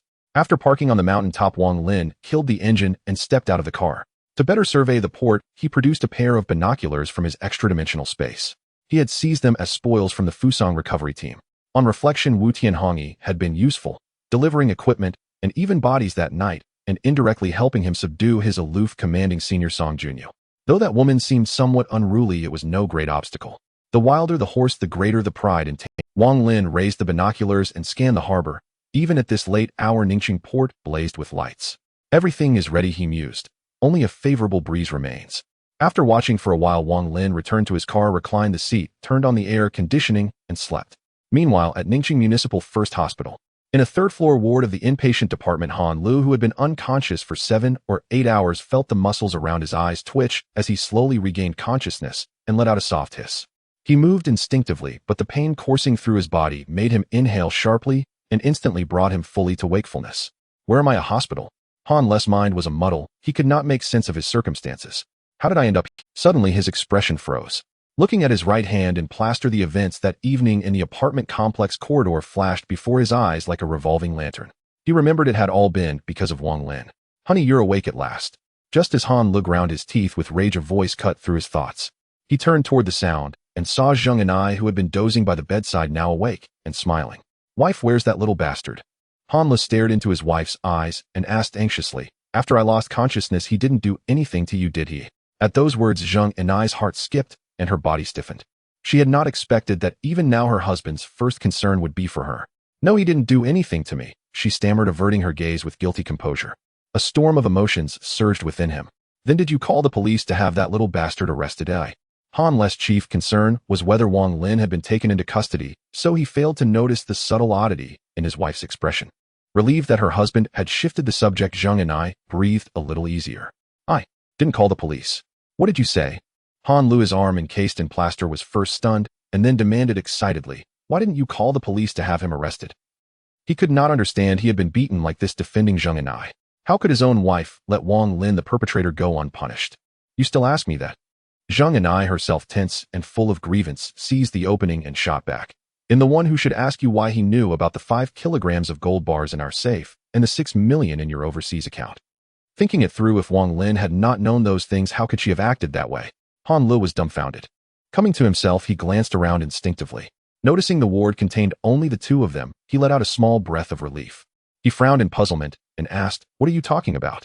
How could he possibly know such things?" Zheng and I looked at her husband coldly and refused to answer. Han Lu realized with dawning horror that the precise figure of 6 million in the account meant his embezzlement had been exposed. Yet apart from Zheng and I, he had told no one of this crime. Moreover, he had not even informed his wife about the more than 6 million in the overseas account. How on earth did Wang Lin know? It was bewildering. For a time, the ward sank into a deathly silence. After a moment, Han Lu seemed to steel himself, though a fleeting glint of murderous intent passed through his eyes. For hours later, the last solitary star on the distant horizon faded, and a pale light rose along the eastern sea. As the sun climbed higher, warm light filtered through gaps in the leaves, dancing upon them with the breeze. The morning wind carried sunlight into every corner of Ningxing. In the bustling commercial district, buildings of every style rose in dense succession. Busy shops and restaurants thronged with a steady stream of pedestrians. Along the streets, vivid blooms swayed, offering a fragrant contrast to the city's clamorous rush hour. In the distance, towers rose against the skyline, testifying to the grandeur and allure of this sub-provincial modern metropolis. In Yingzhou Jiangshan Wanli Residential Complex, Building 7, Apartment 701. Song Junyu had been up for some time, as she was messaging her company's HR to have her personal leave request approved. After sending the message, she stood before her wardrobe, selected an understated set of casual clothes, changed, picked up her bag, and left. Her BMW X5 had been taken the previous night by Wu Tianhongi to set up Wang Lin, and she had watched via live surveillance as a bloody scene unfolded in the car. Even if it were recovered, she had no intention of reclaiming it. So after leaving the complex, she hailed a taxi to the BMW dealership and took delivery of the newest BMW X5 on an installment plan. Having completed the paperwork and driven away from the dealership, Song Junyu went to the bank, and as Wang Lin had instructed before leaving, withdrew Huaxia currency in cash as a reserve. Exiting the bank, Song Junyu checked her wristwatch. After all that running around, it had quietly reached 12 o'clock. She then drove to the nearby Wanda, ate a quick lunch on the 4th floor, and took the elevator down to Yonghui Supermarket, where she spent 2 hours shopping for household provisions. From rice, flour, and oil to fruits, vegetables, meat, snacks, and seafood, the selection was complete. Because she bought so much, she made 5 trips with a shopping cart before everything was loaded into the car. On the drive home, she called the bottled water supplier and arranged immediate delivery of 20 water drums to her. Back at the complex, because it was a weekday and still about 2 hours before the end of work and school, the grounds were sparsely populated. Out of caution, Song Junyu first cleared 2 large cardboard boxes at home and repeatedly ferried the supplies from the car with a small parcel cart. On the last trip, the water company called to say the delivery had arrived at the complex, but because the elevator required a keycard, they could not bring the water up. Seeing this, Song Junyu pushed the final box into the guest room and immediately went downstairs to guide the workers as they carried the 20 ordered water drums into her home. With that done, Song Junyu collapsed onto her living room sofa, utterly exhausted, unwilling to move. She felt as if she had expended a lifetime's worth of exertion. After lying there for a while, sticky with fragrant sweat and increasingly uncomfortable, she forced herself up from the sofa and went to the bathroom.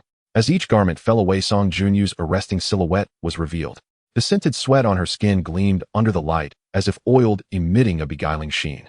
Indeed, a tender bosom like congealed snow, fragrance slipping silently, our robe half removed, revealing the spring-like hill. Her waist bound as if by white ribbon, each step trailing silken threads into the dusk. Hot water cascaded from her hair, tracing the curves of her body and washing every inch of skin. The scene perfectly embodied the notion that the waist is a line of restrained verse and the hips a rippling final rhyme. More than 40 minutes later, when Song Junyu opened the bathroom door and stepped out, she wore a pristine white bathrobe. Though slightly loose, it could not fully conceal the proud contours of her figure. After drying her hair, Song Junyu returned to the living room and glanced at the wall clock. 1801. 9 minutes remained until 1810. She crossed to the semi-open kitchen, prepared a cup of coffee, then took it to the balcony to await the most lavish spectacle in history that Wang Lin had promised. She wanted to see what kind of spectacle could possibly deserve such praise. The bluish-hour sky was indeed beautiful. Song Junyu lifted the cup to her lips and took a small sip. Suddenly her hand suspended in midair froze and her expression went blank. This is... In the sky, a faint and elusive shade of dark green suddenly appeared. Like a divine being wielding a brush, it stained the night with a touch of luminous ink, casually sweeping across the darkness and continuously diffusing outward. Under the enhancement of the pitch-black night, the visual impact of this scene reached its peak. Aurora. It was indeed an aurora. Song Junyu never expected that this magnificent phenomenon, which could only be seen in high-latitude areas near the polar regions, would actually appear above Ningxing. However, just when she thought this was the luxurious display Wang Lin had mentioned, the scene in the night sky changed once again. The dark green aurora seemed to come alive, sometimes writhing and dancing like a serpent, sometimes unfolding like a sheer veil. In the next moment, a surge of purplish red light suddenly appeared, colliding with the dark green beams at the dome. In an instant, violet, crimson, and luminous green, countless hues danced across the firmament. Shattered light splashed, and rolling waves of illumination rendered the entire world unearthly. Standing in front of the floor-to-ceiling window, Song Junyu's eyes widened in shock at this dazzling spectacle, so much so that she lost grip of her coffee cup, which fell to the ground. She was dumbfounded, her ears replaying Wang Lin's last words before he left. At that time, the whole world. In that moment, she understood the meaning of those words. Not just her, but every person in the world looking up at the night sky was deeply moved by this miraculous phenomenon, lost in its beauty. People rushed out of their homes, raising their phones in open spaces like balconies, streets, and squares to capture this unprecedented spectacle. Those internet celebrities around the world seized the opportunity to start live broadcasts, connecting and interacting with fans from all corners of the globe. For instance, a blogger currently traveling in France was live-streaming couples confessing their love under the Eiffel Tower. With the combination of the colorful aurora and the romantic French love story, the flow of viewers surged, and the number of simultaneous viewers in the live stream rapidly exceeded 4,000. The supercar and rocket carnival were soaring high, and the barrage of comments brought by wealth even overshadowed millions of messages. Until 7 o'clock in the evening, the dreamlike global aurora showed no sign of dissipating. At this moment, mainstream media in the national team also began to broadcast, live sharing in this feast of view. Even the news broadcast altered its usual content, inviting experts from institutions like the Chinese Academy of Sciences and the Astronomical Research Institute to educate about auroras and explain this unusual phenomenon. At this time in the Wanli Xiaoqiao community in Ningxing, after a long day's work, Song Junyu was too lazy to cook, so she casually prepared a bowl of instant noodles. Unlike other neighbors still immersed in joy, Song Junyu sat on the sofa with a frown. The live broadcast of CCTV News was playing on the TV in front of her, but she was oblivious, staring absent-mindedly at the now-cold bowl of instant noodles on the coffee table. An hour ago, when she first saw the aurora, she was also elated. But she was also puzzled about how Wang Lin could predict such a splendid aurora would appear tonight, and even down to the precise timing. Amid her confusion, a sense of dread followed. This was because Wang Lin had also made her prepare a large amount of supplies in advance. Although he did not explain the reason, it was not difficult to guess the circumstances under which supplies would need to be stockpiled. Ningxing, as a coastal city located by the East China Sea, is often troubled by typhoons during the transition between summer and autumn, with severe cases leading to floods.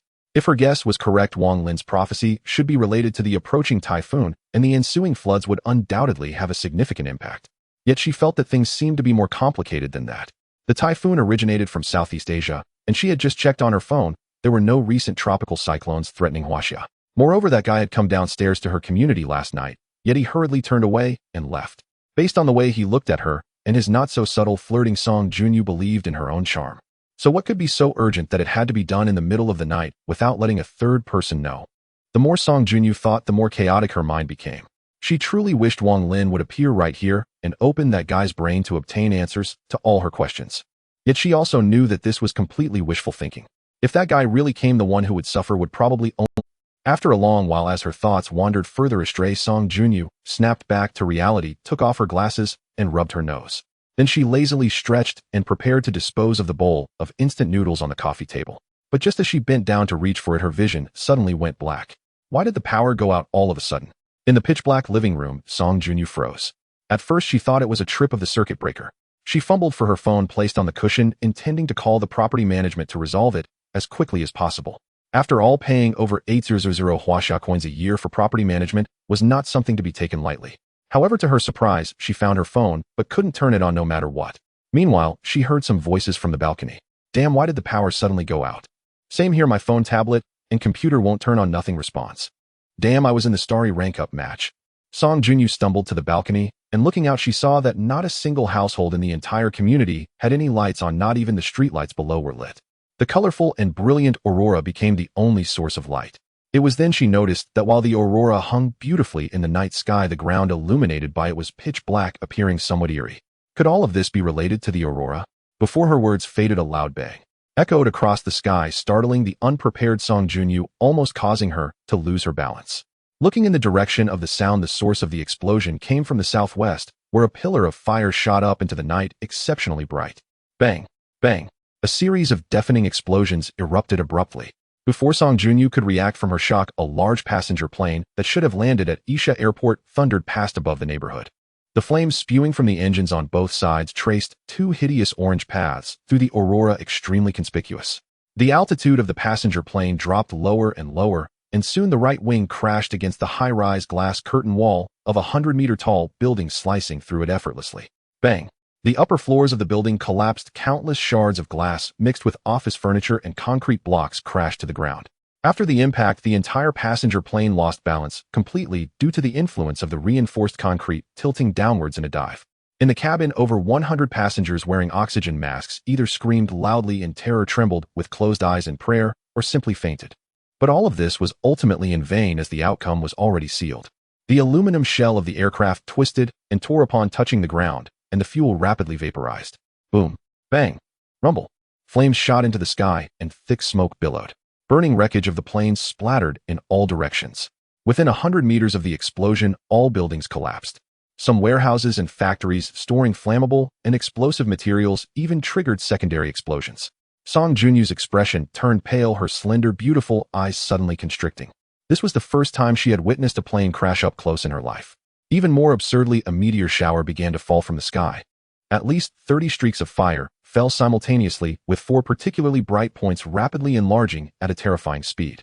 To be precise, they should be called satellite showers. Tens of thousands of artificial satellites that should have been orbiting the Earth outside the atmosphere collectively streaked across the sky, falling under the influence of gravitational acceleration and friction, igniting and forming tails as brilliant as meteors. For the sky, this was a fleeting glory of beauty that vanished in the blink of an eye. But for the beings on the surface, this indiscriminate assault of brilliant satellite rain was undoubtedly a disaster. Boom, boom, boom, boom. Tons of debris from geostationary communication satellites transformed into fireballs crashing down on Ning City. The continuous explosions completely obliterated the beautiful atmosphere created by the radiant aurora, ruthlessly claiming one life after another. Half an hour ago, people who had gathered all over the city in celebration were now scattering in panic, screams and cries echoing through the streets. During this chaos, thousands of people perished in the stampede. However, the worst fate befell those trapped on the elevated bridge, unable to escape, waiting helplessly for death. Song Junyu's face turned pale, her legs weak as she collapsed onto the cold floor. She stared blankly out the balcony's floor-to-ceiling window, finally understanding what it meant to be in heaven one moment, and in hell the next, realizing the true reason Wang Lin had urged her to gather supplies today. The end of the world has come. Meanwhile, 60 kilometers away from the Jianshan Wanli neighborhood, where Song Junyu lived on Windmill Mountain, Wang Lin sat in a folding chair by the fire, his previously blood-stained clothes completely burned away by the roaring flames, replaced by a black Loro Piana trench coat that blended almost perfectly into the surrounding night.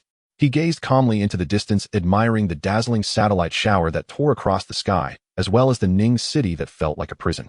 It was only in the 3rd year after the apocalypse in his past life that Wang Lin realized that whether it was the brilliant aurora tonight, the global blackout, the plane crash, or the falling satellites, there was actually only one reason. A solar storm. A super-energetic ray burst from deep in the universe reached the solar system, most of which was intercepted by the sun, triggering an X-57-level high-energy particle flow eruption on the sun's surface. These charged particles swiftly crossed the distance of 150 million kilometers at a speed of 3,600 kilometers towards Earth's magnetic field, and along with a small portion of the super-energetic ray burst contributed to the global phenomenon of brilliant auroras. The resulting deadly ripples indiscriminately destroyed all power grids and functioning electronic devices. And this was merely the appetizer of the apocalypse. The real drama lay ahead. The reason for sending Song Junyu back last night was not only to keep her from participating in tonight's operation, but also to confirm whether her residents would be affected by tonight's disaster. It must be said, wealthy people are indeed different. When the apocalypse descends, the survival rate of their residences is a bit higher. However, even if that woman safely survives tonight, whether she can live on is still an unknown. The most terrifying aspect of the apocalypse is often not the natural disasters, but human nature. Wang Lin had given all the necessary warnings. The rest depended on whether Song Junyu was clever enough, which could be seen as her 3rd test. He lay beside the fire for more than 2 hours, until around 10:40 in the evening, when the dazzling aurora, hanging in the sky, finally showed signs of dissipating. Once the aurora phenomenon completely vanished and Ning City was entirely shrouded in darkness, Wang Lin finally stood up from the folding chair. It was dark time to rob. He snapped his fingers, and a dark portal appeared not far beside him. Immediately afterwards, a Lexus GX fell from within. Because Wang Lin had previously stored it in another dimensional space, the car's internal electronic modules were unaffected by the disaster and could still start normally. Wang Lin opened the door and got into the driver's seat, sharply turning the steering wheel to make a U-turn. The descent went extremely smoothly, as apart from him no one else would be out in this desolate mountain at this late hour. However, to be safe, when he reached the fork at the foot of Windmill Mountain, Wang Lin turned off the car and stored it back into the dimensional space, opting to walk the remaining distance of just over a kilometer. Upon exiting the fork, indeed, a haphazard array of cars cluttered the national highway. However, at this moment, all the cars involved in the chain collision were empty, evidently abandoned. Wang Lin did not linger, but quickly passed through the cars blocking the road amidst the distant rumbling explosions. Soon he reached his long-planned destination, Ning City Port. As the world's largest port for 27 consecutive years, Ningxing Port operates around the clock with countless transport vehicles coming and going, hence, it does not have a main gate. Instead, there are security booths at both ends with a diversion fence set up in the middle. The entire port area covers a vast expanse, and to save time, Wang Lin snapped his fingers and summoned a Lexus GX from another dimension, driving it straight into the entrance of Ningxing Port. Under the moonlight, the headlights and his heightened senses amplified by a virus, even though visibility inside the port area was extremely low, it posed little challenge for Wang Lin. Those who have robbed the port know that it is generally divided into 6 major areas: the water zone, the dock working area, the land logistics storage area, and the auxiliary facilities area. Having worked in the logistics department of the Hyatt Group for some time, Wang Lin was quite familiar with Ningxing Port, especially during the months leading up to the apocalypse. Upon entering the port area, he drove directly to the land logistics storage area, which is further divided into yards for storing containers and bulk goods warehouses for high-value or moisture-sensitive items and freight stations. At this moment, the vast yard was neatly stacked with hundreds of thousands of standard containers. After getting out of the car, Wang Lin stood outside, feeling as small as an ant. However, this was not important. Wang Lin raised his hand and snapped his fingers while his mind focused. A perfect pitch-black portal that blended with the night appeared beneath his feet, rapidly extending to 100 meters. This bottomless pit connecting to another dimension moved with Wang Lin's intention, swiftly devouring all the containers in its path. In less than 15 minutes, the entire yard of 247500 standard containers was emptied. The contents of those containers also surfaced clearly in Wang Lin's mind, all within his grasp. Next, Wang Lin headed to the warehouse near the yard. Perhaps due to the abrupt events of the night, the warehouse doors were. However, Wang Lin did not rush in. He focused his gaze, and the dark red lines on his forehead suddenly opened, transforming into grayish-white vertical eyes.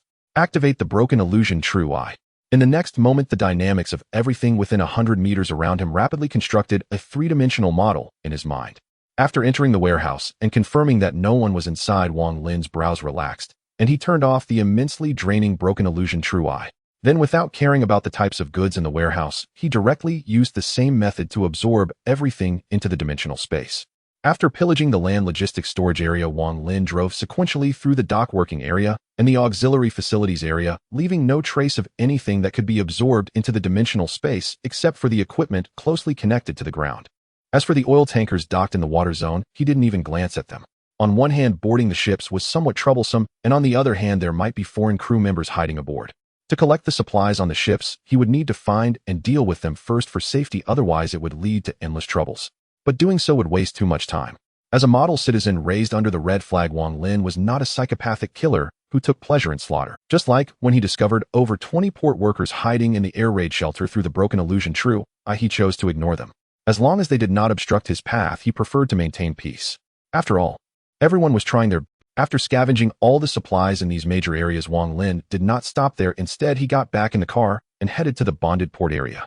The so-called bonded port area refers to a region under special customs supervision where foreign goods enjoy the inside customs outside customs policy, allowing free entry and exit without paying import duties or other taxes. Thanks to this, multinational groups like Walmart, Siemens, Hankyu, and Samsung lease space here to store a large volume of goods destined for China. The bonded port area of Ningxing Port occupies approximately 1/3 of the entire port.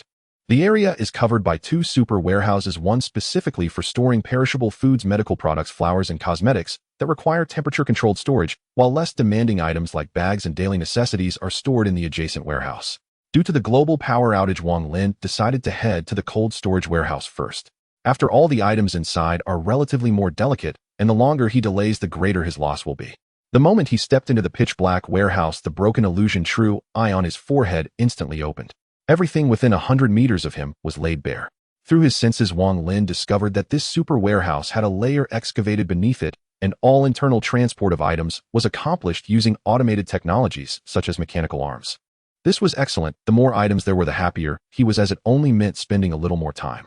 Wang Lin took a deep breath and plunged into the pitch-black warehouse, rapidly entering a frenzied looting mode.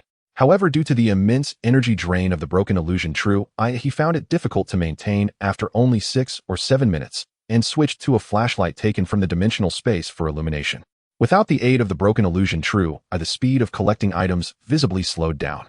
It took nearly 2.5 hours to thoroughly explore the super warehouse and gather all the supplies within. When he walked out of the warehouse door again, the sky outside was dim, but already lightening. Checking his phone, it was 4:23 in the morning. Wang Lin frowned. The speed of collecting supplies was significantly slower than he had anticipated. Then, regaining his focus, he plunged into another super warehouse next door. Unlike the adjacent cold storage warehouse, this one did not have many temperature and humidity-controlled small storage rooms. It was simply divided into beverage and daily necessities areas based on the characteristics of the products.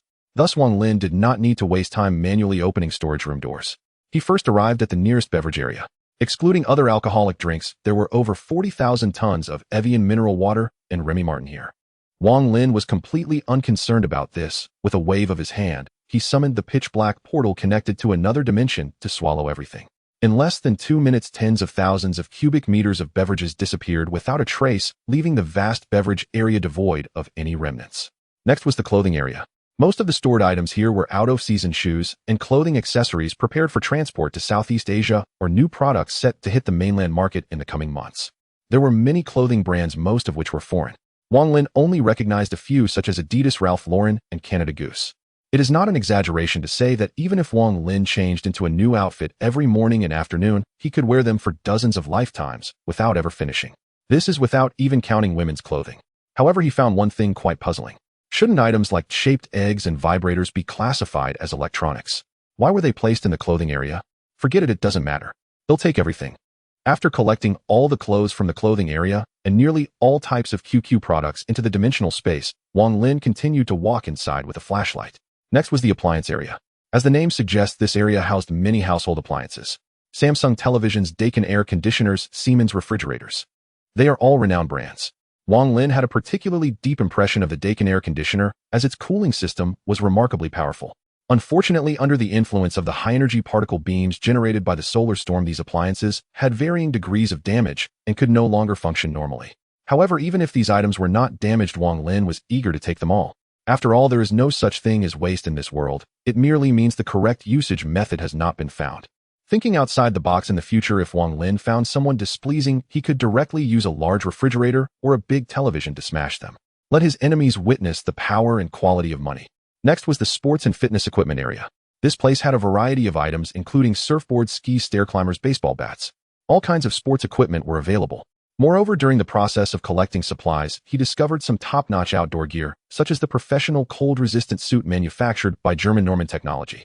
This piece of equipment belongs to the realm of black technology. With it, one only needs to wear a summer short-sleeved t-shirt inside to challenge Mount Everest, at least not worrying about frostbite leading to hypothermia. Wang Lin remembered that the multifunctional combat suit developed in the Jiangnan battle zone in his past life was based on the fabric technology of this item. These are all treasures. Whether for daily exercise at home or facing complex extreme environments while out, these items would definitely. Next was the furniture area, then the daily necessities area. Wang Lin, like a numb looting machine, spent about an hour and a half and completely cleared this super warehouse that housed billions in supplies, leaving not a single strand of hair behind. After finishing all this, as Wang Lin walked out of the warehouse, he used his spiritual sense to investigate the situation of the supplies in the dimensional space, and the smile at the corner of his mouth was harder to suppress than an AK. Thus, his apocalyptic supply plan was a complete success. With these trillions of tons of pure fresh water and supplies, even if future living conditions become extremely harsh, he was confident he could live comfortably and at ease in this apocalypse. Of course, the long night of the apocalypse would be too lonely if he were the only one.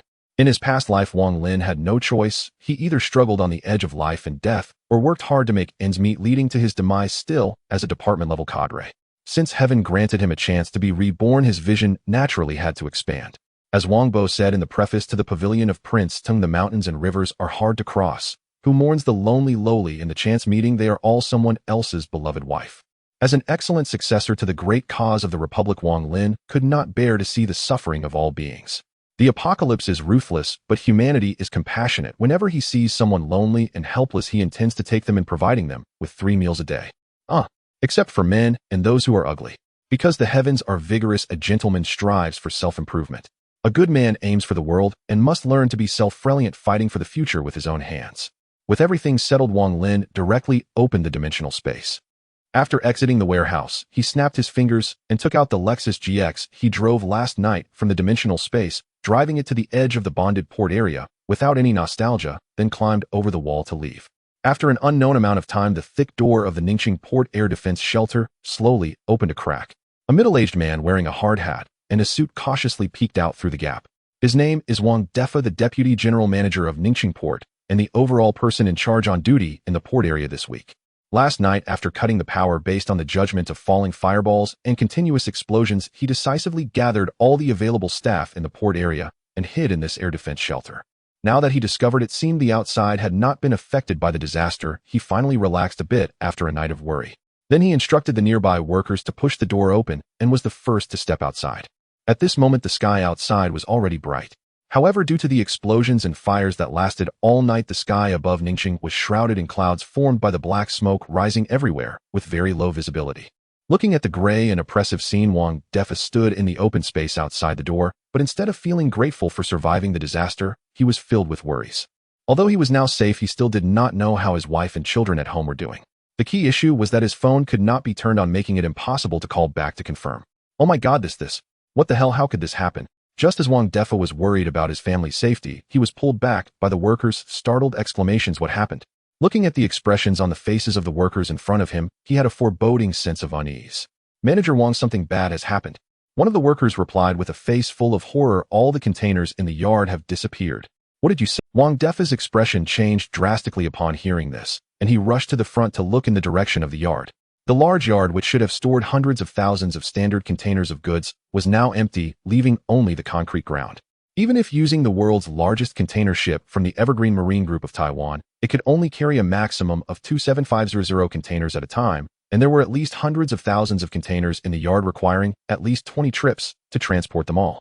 But in just one night, all the containers disappeared just like that. Not only the containers, but also the coal from the bulk cargo yard and the oil storage tanks from the tank area. All vanished. How? How could this happen? Wang Defa's voice trembled, and as he spoke his legs went weak, causing him to kneel on the ground. This was worth hundreds of billions in supplies, just like that. Not just him, but the 40 or so workers who witnessed this scene were also dumbfounded, unable to believe that. After a long time, Wang Defa, who had slightly recovered from the shock, ordered others to disperse and check the current situation of Ningxing Port.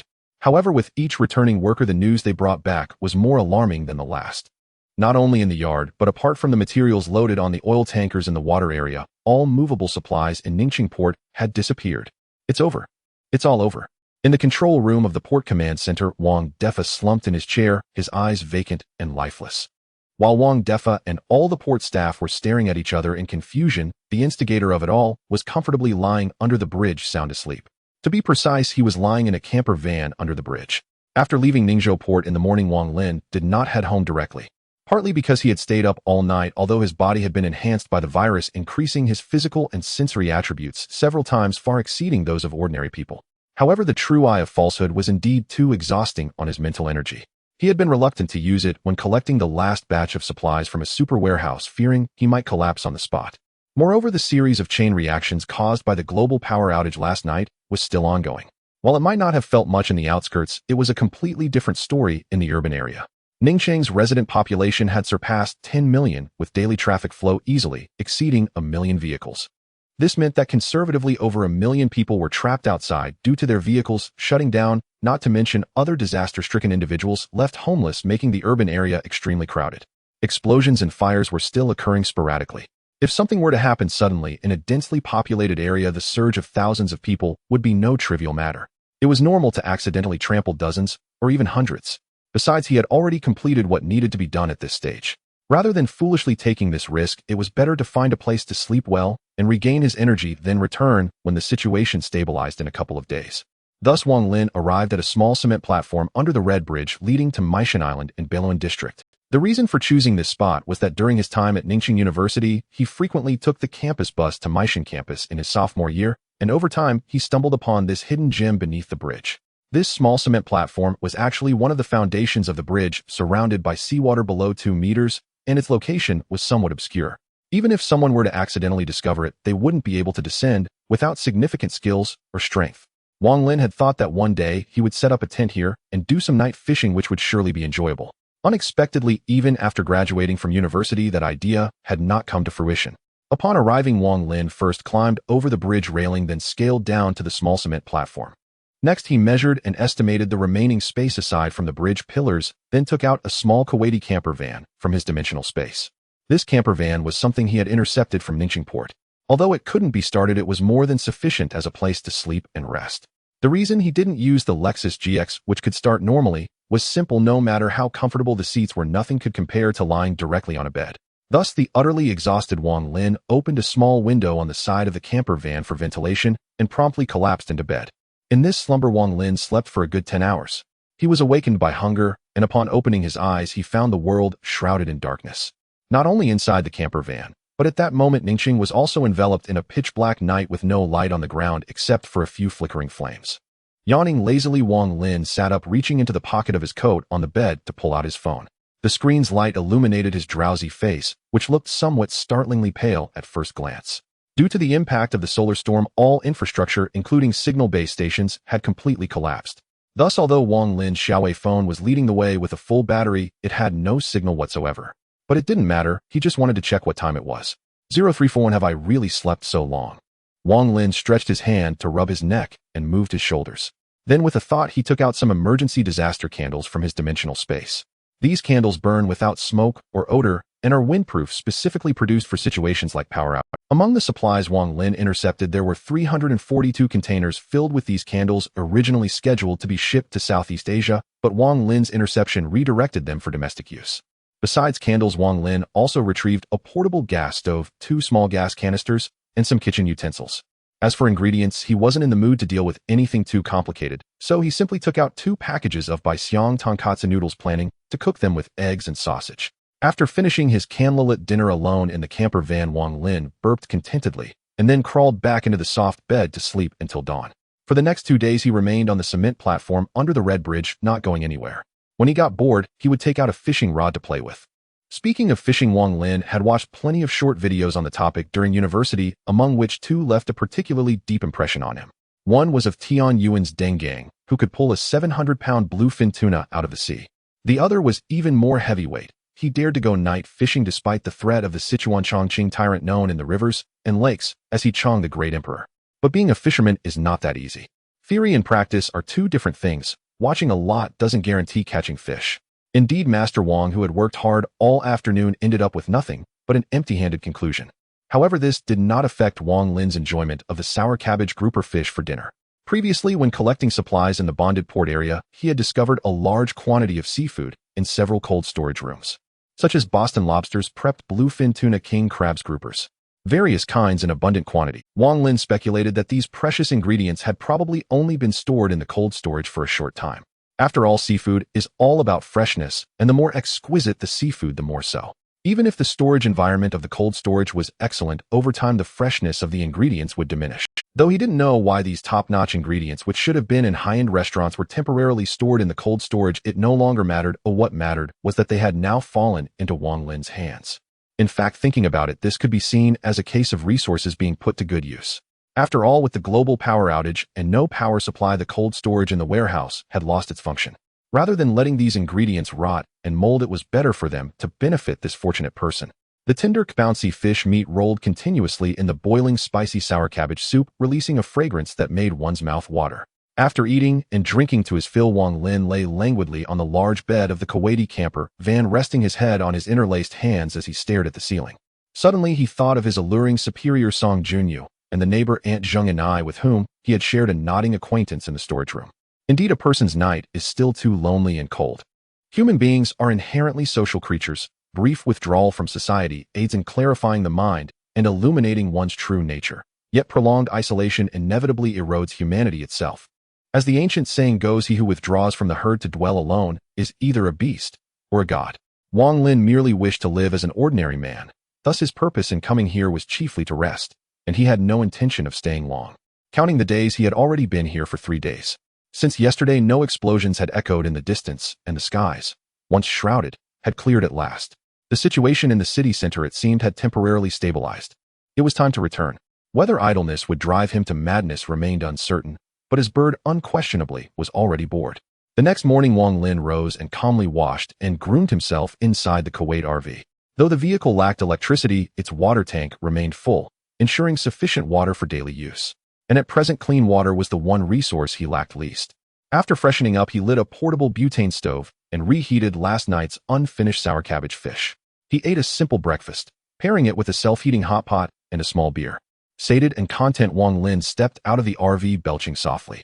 The meal had warmed his brow. Now a gentle dawn breeze drifting across the bridge cooled his skin and sharpened his senses.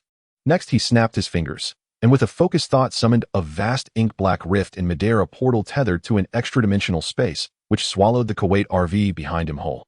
Once he had erased all traces of his temporary habitation, he stretched his limbs and leapt upward, grasping the steel cables beneath the bridge, swinging effortlessly onto a diagonal support pillar, then propelling himself higher still. His movements flowed like wine through clouds, graceful, precise, unbroken. In moments, he vaulted over the railing atop Maid Bridge and landed firmly upon the asphalt of the pedestrian walkway. To expedite his journey home, Wang Lin retrieved a bicycle from his extra-dimensional space, a practical means of transport. Though unfamiliar with bicycle brands, he noted the prominent magenta Trek logo stamped boldly on the frame, clearly the manufacturer's mark. From tires to frame, the entire bicycle was adorned with delicate butterfly motifs. Wang Lin surmised its former owner had likely been a woman, and that this bicycle must have been exceptionally valuable given the triple-layered protection used during shipping: foam padding, wooden crate, and outer cardboard box. It was undeniably beautiful, yet perhaps a touch too flamboyant. Still, among all the other imported bicycles, still sealed in their original packaging, this was the only one fully assembled and ready to ride. Fine, this one then. He had no desire to assemble another himself. After all, it was merely a conveyance, not a relic to be scrutinized or debated. With that, Wang Lin pivoted the feather-light carbon fiber bicycle, swung his leg over the frame, gripped the handlebars, and pedaled steadily toward home. According to the offline map on Gauda Navigation, the distance from Maid Bridge to Wang Lin's residence was approximately 47.2 kilometers, slightly longer than a full marathon. The navigation suggested taking the nearest highway entrance, but Wang Lin dismissed that route outright. There was no need to ponder, with the volume and velocity of traffic on that highway. The night of the solar storm 4 days prior must have left behind scenes of unimaginable carnage. Trusting the navigation blindly would guarantee he wouldn't reach home tonight. Instead, Wang Lin opted for a slightly longer detour, skirting the outskirts of Jinhai district before circling back into Haishu district. Yes, the path was longer, but far less congested than the urban core, and therefore markedly safer. Even so, along the way he encountered countless grotesque crash sites. Pileups stretching across lanes. Vehicles flipped entirely onto their roofs. Others crushed flat between two massive freight trucks, reduced to human-filled sandwich slabs. Even traffic lights, long since dead, had been sheared from their poles by container trucks and now lay diagonally across the road, embedded in the roof of a sedan. Inside those cars, no living soul remained, only putrid corpses. Each vehicle resembled a metallic coffin, silent and sealed. Most haunting of all was a black Audi Q5, overturned with all 4 wheels pointing skyward. The broken gap in the overhead viaduct's guardrail and the severe deformation of the car's roof where it struck the ground indicated it had been rear-end catapulted over the barrier and plummeted downward. The driver's side window was shattered. A male corpse protruded halfway from the opening. His blood pool long dried, yet his body remained locked in the agonizing posture of desperate escape, eyes wide open and fixed unblinking upon the rear seat. From his expression, Wang Lin sensed only despair and a raw, unyielding refusal to accept death. In the rear seat lay 3 more bodies, an adult woman and 2 children, presumably the man's wife, and all 3 had suffered catastrophic spinal fractures and died in excruciating torment. Such scenes abounded, each a stark testament to the merciless brutality of the apocalypse. After cycling intermittently along the national highway for over 2 hours, Wang Lin paused beside a convenience store on the roadside. Unsurprisingly, the store had already been looted. Wang Lin entered, glanced around briefly. The cash register drawer had been pried open by force. Money and cigarettes vanished. Shelves lay toppled and askew. The floor held only shards of glass and scattered packaging, nothing else. He dragged a chair outside the store and sat down. Sipping water and eating energy bars drawn from his extra-dimensional space, he lit a cigarette, seeking solace against the desolation he'd witnessed along the road. Though he had endured 4 years of apocalypse in his past life and witnessed horrors beyond imagination, his heart still stirred uneasily now. Perhaps the contrast was simply too sharp. Having spent the past week immersed in the vibrant world of pre-apocalyptic civilization, this devastation felt jarringly absolute. When he finished resting, he mounted his bicycle once more and continued onward.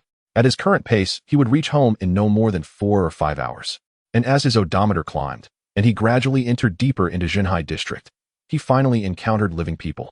Most appeared haggard and sleep-deprived, clearly worn thin by recent days. As he cycled past, they watched him with wary, curious glances. No words were exchanged, but their stares spoke volumes. Has this boy lost his mind? At a time like this, he rides a bicycle for exercise. Wang Lin ignored them. Human sorrows, after all, seldom intersect. Yet when he passed Donghai Refining Chemical Company, he paused, pausing mid-sip of water to gaze upon Ningqing's most radiant industrial jewel.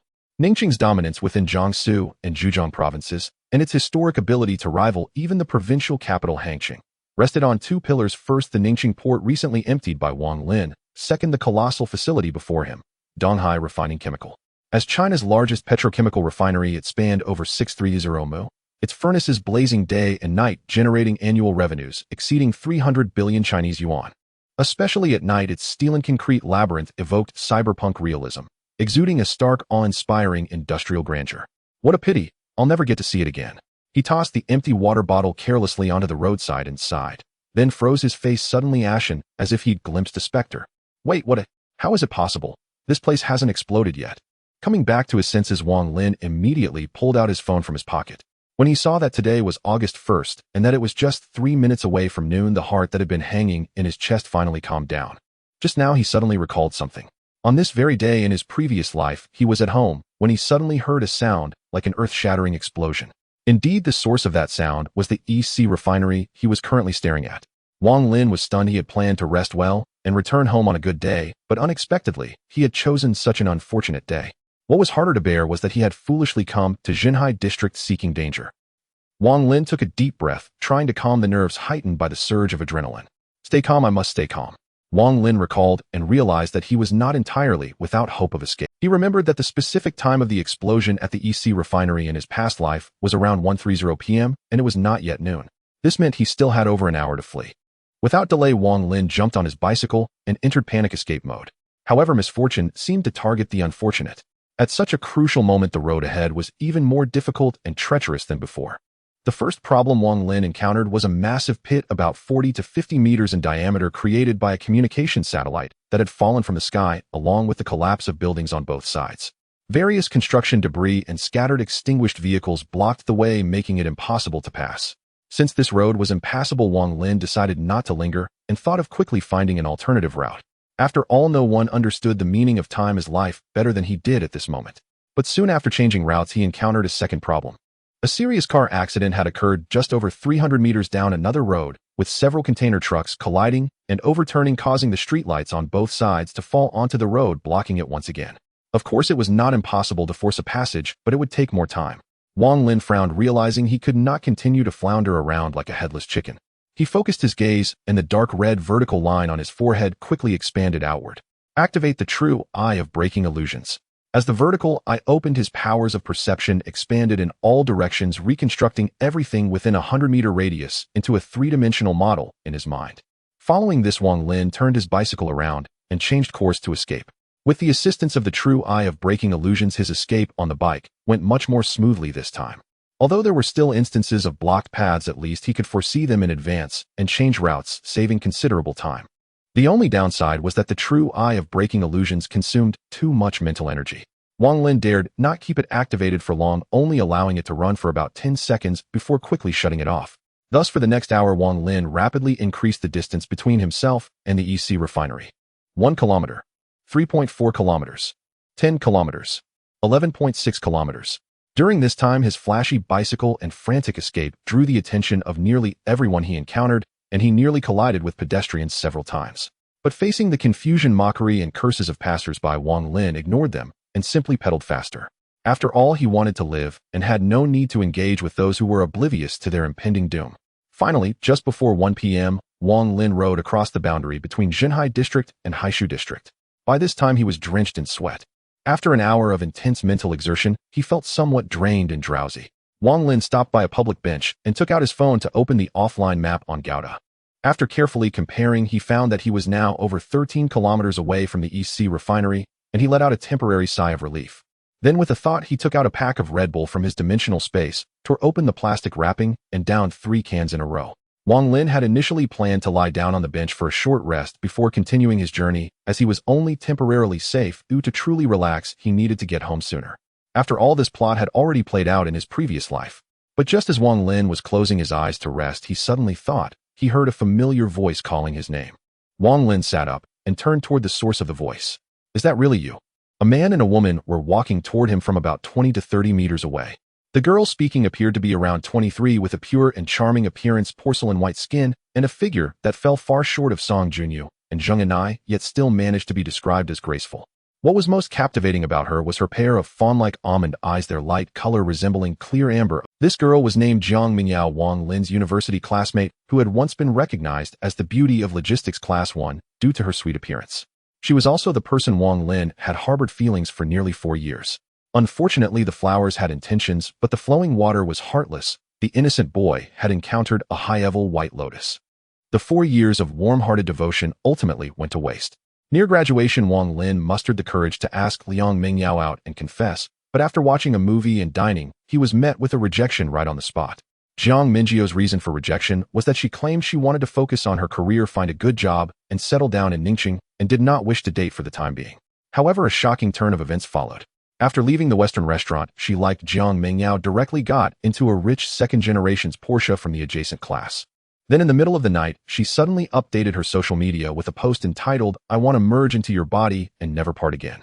Accompanied by a photo taken from a friend's perspective in a hotel room, the image showed Jiang Mingyao sleeping under the covers, revealing only half of her side face and a bit of her bare back. It was evident that she had just gone through a passionate encounter. Although that post was deleted the next morning, Wang Lin, who saw it first, felt like a fool for the past few years. While he couldn't say he had turned dark, the pure-hearted warrior had collapsed. After that, Wang Lin directly blocked and deleted all contact with Jiang Mingyao. Until the apocalypse broke out, they had not seen each other again. Thinking back, it was understandable. Real life is not like a novel or a movie. Ningxing is so large, and unless it was intentional, how could there be so many coincidental reunions? Now seeing Jiang Mingyao again, Wang Lin felt no hatred in his heart. Time would fade many things. After 4 years of the apocalypse, he had almost forgotten about this wretched person from his past. Of course, not hating didn't mean he didn't find her distasteful. So when Jiang Mingyao, lacking insight, asked why, Wang Lin simply sat coolly on the public bench looking at her with indifference. "What does it have to do with you?" Jiang Mingyio's expression stiffened, clearly not expecting that the sycophant who had been kneeling beside her just a few months ago would speak like this. Could it be because of that moment on WeChat? After she had rejected Wang Lin's confession, she did indeed go to a hotel with her boyfriend Wu Jisheng that night. But that WeChat moment was not posted by her. It was secretly sent by Wu Jisheng while she was asleep. The next day, when she woke up and found out about it, she had a heated argument with Wu Jisheng over the matter. Initially, Jiang Mingyao was uncertain whether Wang Lin had seen that post, but now seeing his attitude, she had her answer. At the same time, she felt quite awkward. She regretted why she had initiated a greeting with Wang Lin. As Jiang Mingyao felt embarrassed and didn't know how to respond, Wu Jisheng, who was beside her, was unhappy with Wang Lin's attitude and shouted at him, "You brokius, what do you mean? My Yao Yao was just being friendly as a classmate and you act all high and mighty. Is that how you repay kindness? Do you dare to say that again?" Wang Lin looked at him calmly, his tone steady. At that moment, Wang Lin recognized Wu Jisheng from the small Peppa Pig tattoo on his arm, realizing he was the male lead from that passionate duo Q with Jiang Mingyao. Although Jiang Mingyao had rejected Wang Lin in the past, and it had been years since then, he still felt inexplicably cheated and was very displeased with this punk before him. That late-night WeChat moment was deliberately sent by Wu Jisheng for Wang Lin to see, as he guessed that Wang Lin, having failed in his confession, That late-night WeChat moment was deliberately sent by Wu Jisheng for Wang Lin to see, as he guessed that Wang Lin, having failed in his confession, must be unable to sleep that night. After sending it, Wu Jisheng, who found satisfaction in this mischief, forcibly woke Jiang Mingyao and went on to brag about it twice. "What's there to be afraid of?" Wu Jisheng sneered. "Let me ask you, did you think you could just walk all over us?" Mid-sentence, Wang Lin suddenly approached him like a ghost. "You really dare to say that?" Wu Jixing was momentarily stunned, his eyes wide with disbelief. So fast. Before he could react, Wang Lin's fist as big as a sandbag slammed into his right cheek. Now Wang Lin, though not as muscular or large as the often exercised Wu Jixing, had undergone physical enhancements from ancient viruses, making him far superior to an average person in all aspects. His punch was so powerful that even a zombie would struggle against it, let alone Wu Jixing, an ordinary person. With that punch, Wu Jixing was knocked down instantly. A wave of intense pain surged through his mind, making him clutch his face and scream. Amidst his wails, several teeth mixed with blood were spat out from his mouth. Wu Jixing, enduring the excruciating pain, glared at Wang Lin with a twisted expression. He wanted to threaten him, but his mouth was battered, so he could only mutter incoherently in fury. However, it didn't matter. Wang Lin had already sensed his vow for revenge from his expression and eyes. Showing off like that, looking for death? Wang Lin scoffed coldly. As soon as he finished speaking, he unceremoniously lifted his leg and delivered a brutal kick aimed at Wu Jixing's groin. The excruciating pain forced Wu Jixing to wail even louder. But as Wang Lin continued with the second and third kicks, he couldn't even scream anymore, curling up like a shrimp, completely immobilized. Jiang Mingyao, not expecting Wang Lin to suddenly lash out, let out a sharp scream. Everything happened so fast that she couldn't even process what was happening before her boyfriend had already collapsed. Wang Lin, are you insane? Jixing only said one thing to you. Was it necessary to hit him and be so ruthless? So what? Facing Jiang Mingyao's angry accusations, Wang Lin remained unfazed. Was it necessary? In terms of feelings, this punk had stolen the woman Wang Lin liked, and even flaunted it on WeChat. In terms of reason, Wang Lin was not this punk's father. Why should he indulge him unconditionally? Besides, this was no longer a civilized society governed by laws. The current survival order had only one rule: the bigger the fist, the bigger the authority. But after all, she was a girl Wang Lin had liked for several years, so he still politely asked, seeing him in so much pain, do you feel heartbroken? Get away, stay away from Jixing. Jiang Mingyao rushed up and pushed Wang Lin away. Then she squatted down in front of her boyfriend, Wu Jixing, anxiously checking his condition. Jixing, how are you? Can you hear me? As she spoke, Jiang Mingyao noticed that Wu Jixing's pants were wet with yellow liquid mixed with blood flowing down his pant leg, forming a conspicuous small puddle on the ground. Jiang Mingyao's face turned pale, unsure of what to do. There was no electricity anywhere, and she couldn't turn on her phone. The hospital might not even be open. Just as she was anxiously at a loss, Wang Lin's voice suddenly came from behind her. It seems you really love him. Do you want some help? Jiang Mingyao turned around, glaring at Wang Lin with resentment, unsure of what he was up to. Wang Lin continued in a teasing tone, I have a way to relieve his pain. Do you want to try it? What way? Jiang Mingyao, caught off guard by his words, froze. Simple. As Wang Lin said this, he suddenly pulled out a silenced handgun from his jacket pocket and without hesitation aimed it at Wu Jixing's head, pulling the trigger. Bang! With a sound like a stapler, the bullet hit its mark, piercing through his skull. Jiang Mingyao stiffly turned to look at her boyfriend, who lay in a pool of blood, his eyes wide open, her pupils suddenly constricting as her mind went blank. She never expected the method Wang Lin mentioned would be this. As you wish, now your boyfriend will no longer feel any. Wang Lin walked over and squatted down in front of the dazed Jiang Mingyao and casually said, speaking of which, I've done you such a big favor. Shouldn't you show your appreciation? Help! Help! Jiang Mingyao's thoughts were forcibly pulled back, her face full of terror. No, I don't want to die. I don't want to die. Seeing the girl he once loved so dearly now utterly terrified, endlessly pleading not to die, Wang Lin felt a sense of boredom. Can't you even say thank you? Wang Lin sighed, lightly criticizing what a lack of manners. With that, he raised his hand and fired again. Bang! The already broken Jiang Mingyao's pleas abruptly ceased, and she fell backward, her hair spreading out in a pool of bright red blood beneath her. Just as Jiang Mingyao's life was completely cut off, a deafening explosion suddenly erupted, reverberating throughout Ning City. Boom! Half an hour ago at the Donghai refinery in Jinhai district, warm sunlight poured down like melted gold over the metal pipelines and the towering storage tanks of chemical raw materials. In a vacant lot among dozens of storage tanks, a group of individuals wearing yellow hard hats and deep blue work uniforms gathered together. The atmosphere on site was extremely serious. These individuals were all seasoned technicians at Donghai refinery, with the least experienced having worked for 21 years. At this moment, they were all gathered beneath storage tank No. 4, encircled around a middle-aged man wearing glasses. The man, slender and resembling an intellectual, was named Song Yunhui, the executive deputy director in charge of technology at Donghai refinery. Director Song, what should we do now? Someone asked despairingly from the crowd. Since the entire refinery suddenly lost power 4 days ago, and nearly all electrical equipment had been damaged and ceased operation, those who voluntarily stayed behind to hold the last shift had hardly rested, preventing dozens of accidents. Now facing the pressure gauge of storage tank No. For that was abnormally rising. They had exhausted all conceivable methods, yet to no avail. At this moment, Song Yunhui, who was studying the blueprints, was also sweating profusely, his brow tightly furrowed. As a PhD from the chemistry department of Jingda, he had been rooted in the chemical industry for many years, and it would not be an exaggeration to call him a leading figure in the field. Moreover, he had been a direct participant and witness in the entire process of project approval, site selection, and construction of the Donghai refinery. At this moment, he understood the situation better than anyone else. As the largest chemical enterprise in Ningxing, and even the entire Jiangsu province, Donghai refinery had previously served as an engine to boost economic growth, producing various basic chemical raw materials to supply manufacturing needs across much of Jiangnan. But at the same time, it was like a sleeping beast. Once it awakened and went berserk, it would directly affect the lives of tens of millions and cause immeasurable property losses to Ningxing and surrounding cities. And before him, storage tank no. For was the catalyst that could awaken this beast. With his hair turning white overnight, Song Yunhui racked his brains trying to find a glimmer of hope with all he had learned in his life. Regrettably, there was no way to solve the current problem without addressing the cooling system, and the simultaneous failure of all 4 cooling systems meant that this disaster was beyond human control. Under the gaze of over 30 anxious eyes, Song Yunhui sighed and laid down the blueprints in his hands. Comrades, we have done everything we could. As Song Yunhui spoke, the surrounding voices quieted down.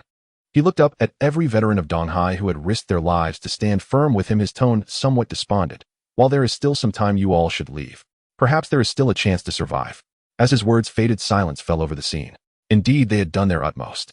The tens of thousands of employees at the plant had been evacuated 2 days ago, and over the past few days they had repeatedly resolved various troubles, at least maintaining the stability of Donghai refinery until now.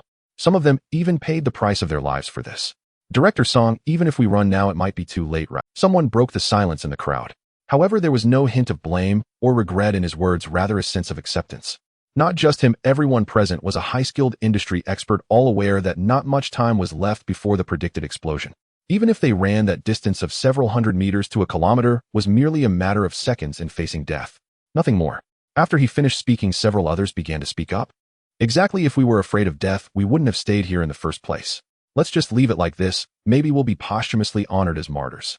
Oh, it's just a pity that despite all our efforts, we still couldn't prevent the disaster from occurring. In the crowd, voices intermingled, and the atmosphere felt less like that of people facing imminent death, but more like a seminar on life. Seeing this, Song Yunhui suddenly recalled a phrase he had read during his student days: when disaster strikes, fear is the instinct of living beings, while the courage to face misfortune is the anthem of humanity. Driven by this atmosphere, Song Yunhui shook off the gloom in his heart and said to everyone around him, since everyone has this awareness, I can only say, comrades, it seems the time has come for us to be tested by the party and the people once again. Upon hearing this, the other dozens of individuals first paused in surprise, then almost in unison broke into knowing smiles. In past technical seminars, Song Yunhui, as the executive deputy director, would often begin with such a high-minded statement. But at the same time, under his leadership, one technical problem after another was solved, and most of the time, they successfully passed the test from the party and the people.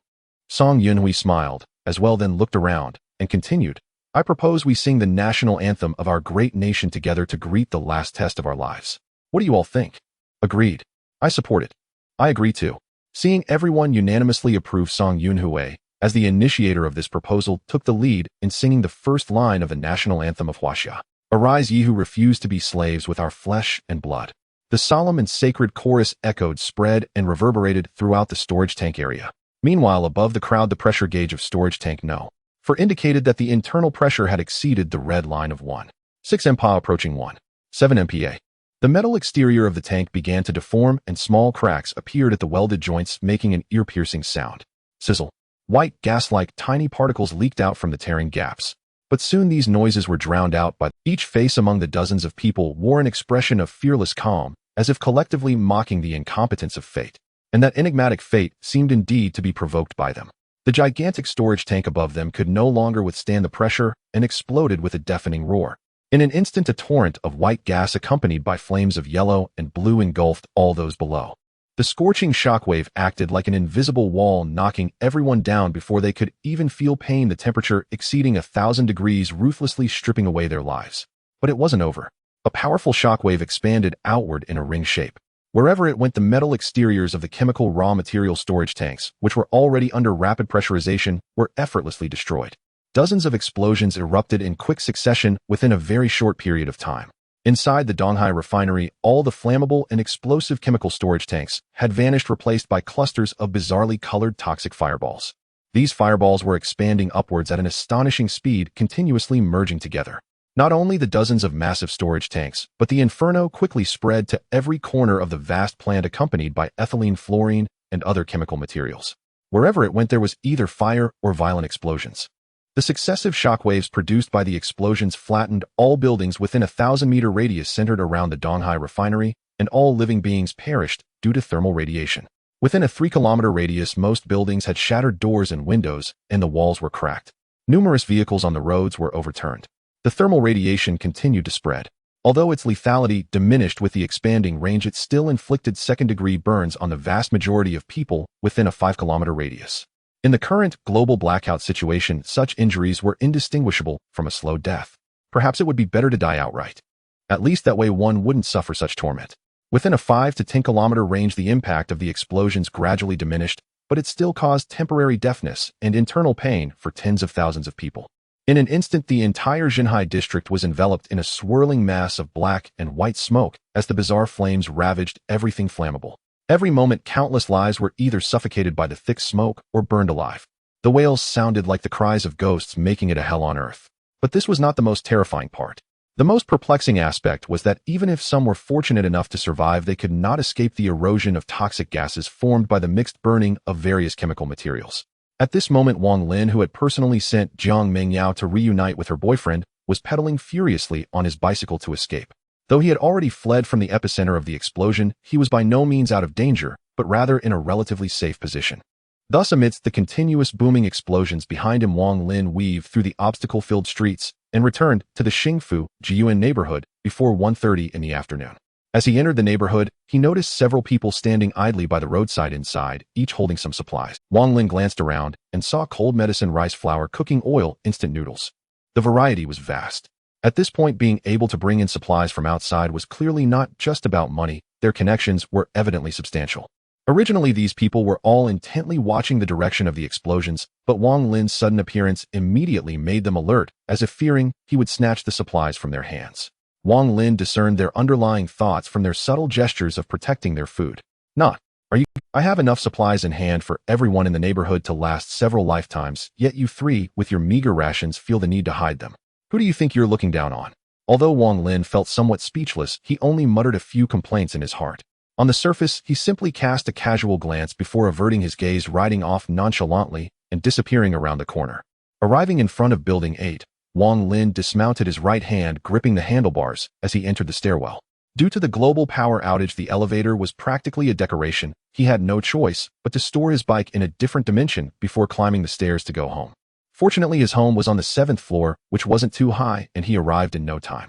Unlike the nearby Phase 3 buildings that had 3 or 4 dozen floors, those living on higher levels would be suffering. Once he opened the door and returned home, Wang Lin's tense heart finally eased. He entered the living room, and without caring whether the sofa was dusty, simply collapsed onto it. A home is still the most comfortable. Wang Lin reflected that in the 2 or 3 weeks since his rebirth, he had either been drinking the northwest wind in Siberia or spending the night in rugged mountains and under bridges. And he nearly fell victim to that dog-like Takeda heroicus schemes. Every day felt like walking on thin ice, but thankfully all his efforts had borne the expected rewards. He now had an endless supply of clean water and survival materials. The Japanese invaders who had nearly turned him into a zombie in his past life were dealt with, and even the woman who had taken advantage of him for 4 years only to turn around and sleep with another man after marriage was put to the sword.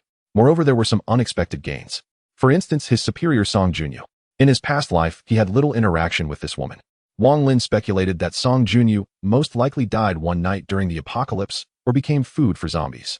In this life, due to Takeda heroicus interference, she inadvertently agreed to submit to Wang Lin, becoming his servant. Although Wang Lin understood that Song Junyu would undoubtedly resist internally, and her agreement was merely a stopgap measure, it didn't matter. Wang Lin was curious to see how long this proud superior would maintain her pride under his influence. By the way, there was also the charming mature woman Zheng and I living upstairs. Ever since this couple moved into the neighborhood, they had bullied him terribly. He had no chance to take revenge until the apocalypse in his past life, yet in this life fate had it that Zheng and I would kneel before him in repentance. But that was still not enough. One instance of repentance was insufficient to erase the wrongs committed by Han Lu through his abuse of power. Isn't it fair that the husband pays for the wife's debts? Tisk, it seems the old saying is indeed true. The harder you work, the luckier you get. Wang Lin lay on the living room sofa lost in his thoughts. Perhaps due to the immense physical and mental exhaustion of the day, combined with the comfort of lying down, he unknowingly began to feel drowsy. Moreover, being in his own home with no one else around, he simply let everything go and closed his eyes to sleep. When he opened his eyes again, it was pitch black and he couldn't see his hand in front of his face. He rubbed his eyes and lazily reached into his clothing pocket to pull out his phone to check the time. It was 7. Have I really slept this long? Wang Lin got up from the sofa using the flashlight on his phone to walk to the floor-to-ceiling window on the balcony. At a glance, he could still see the flames raging in the direction of Zhenhai district.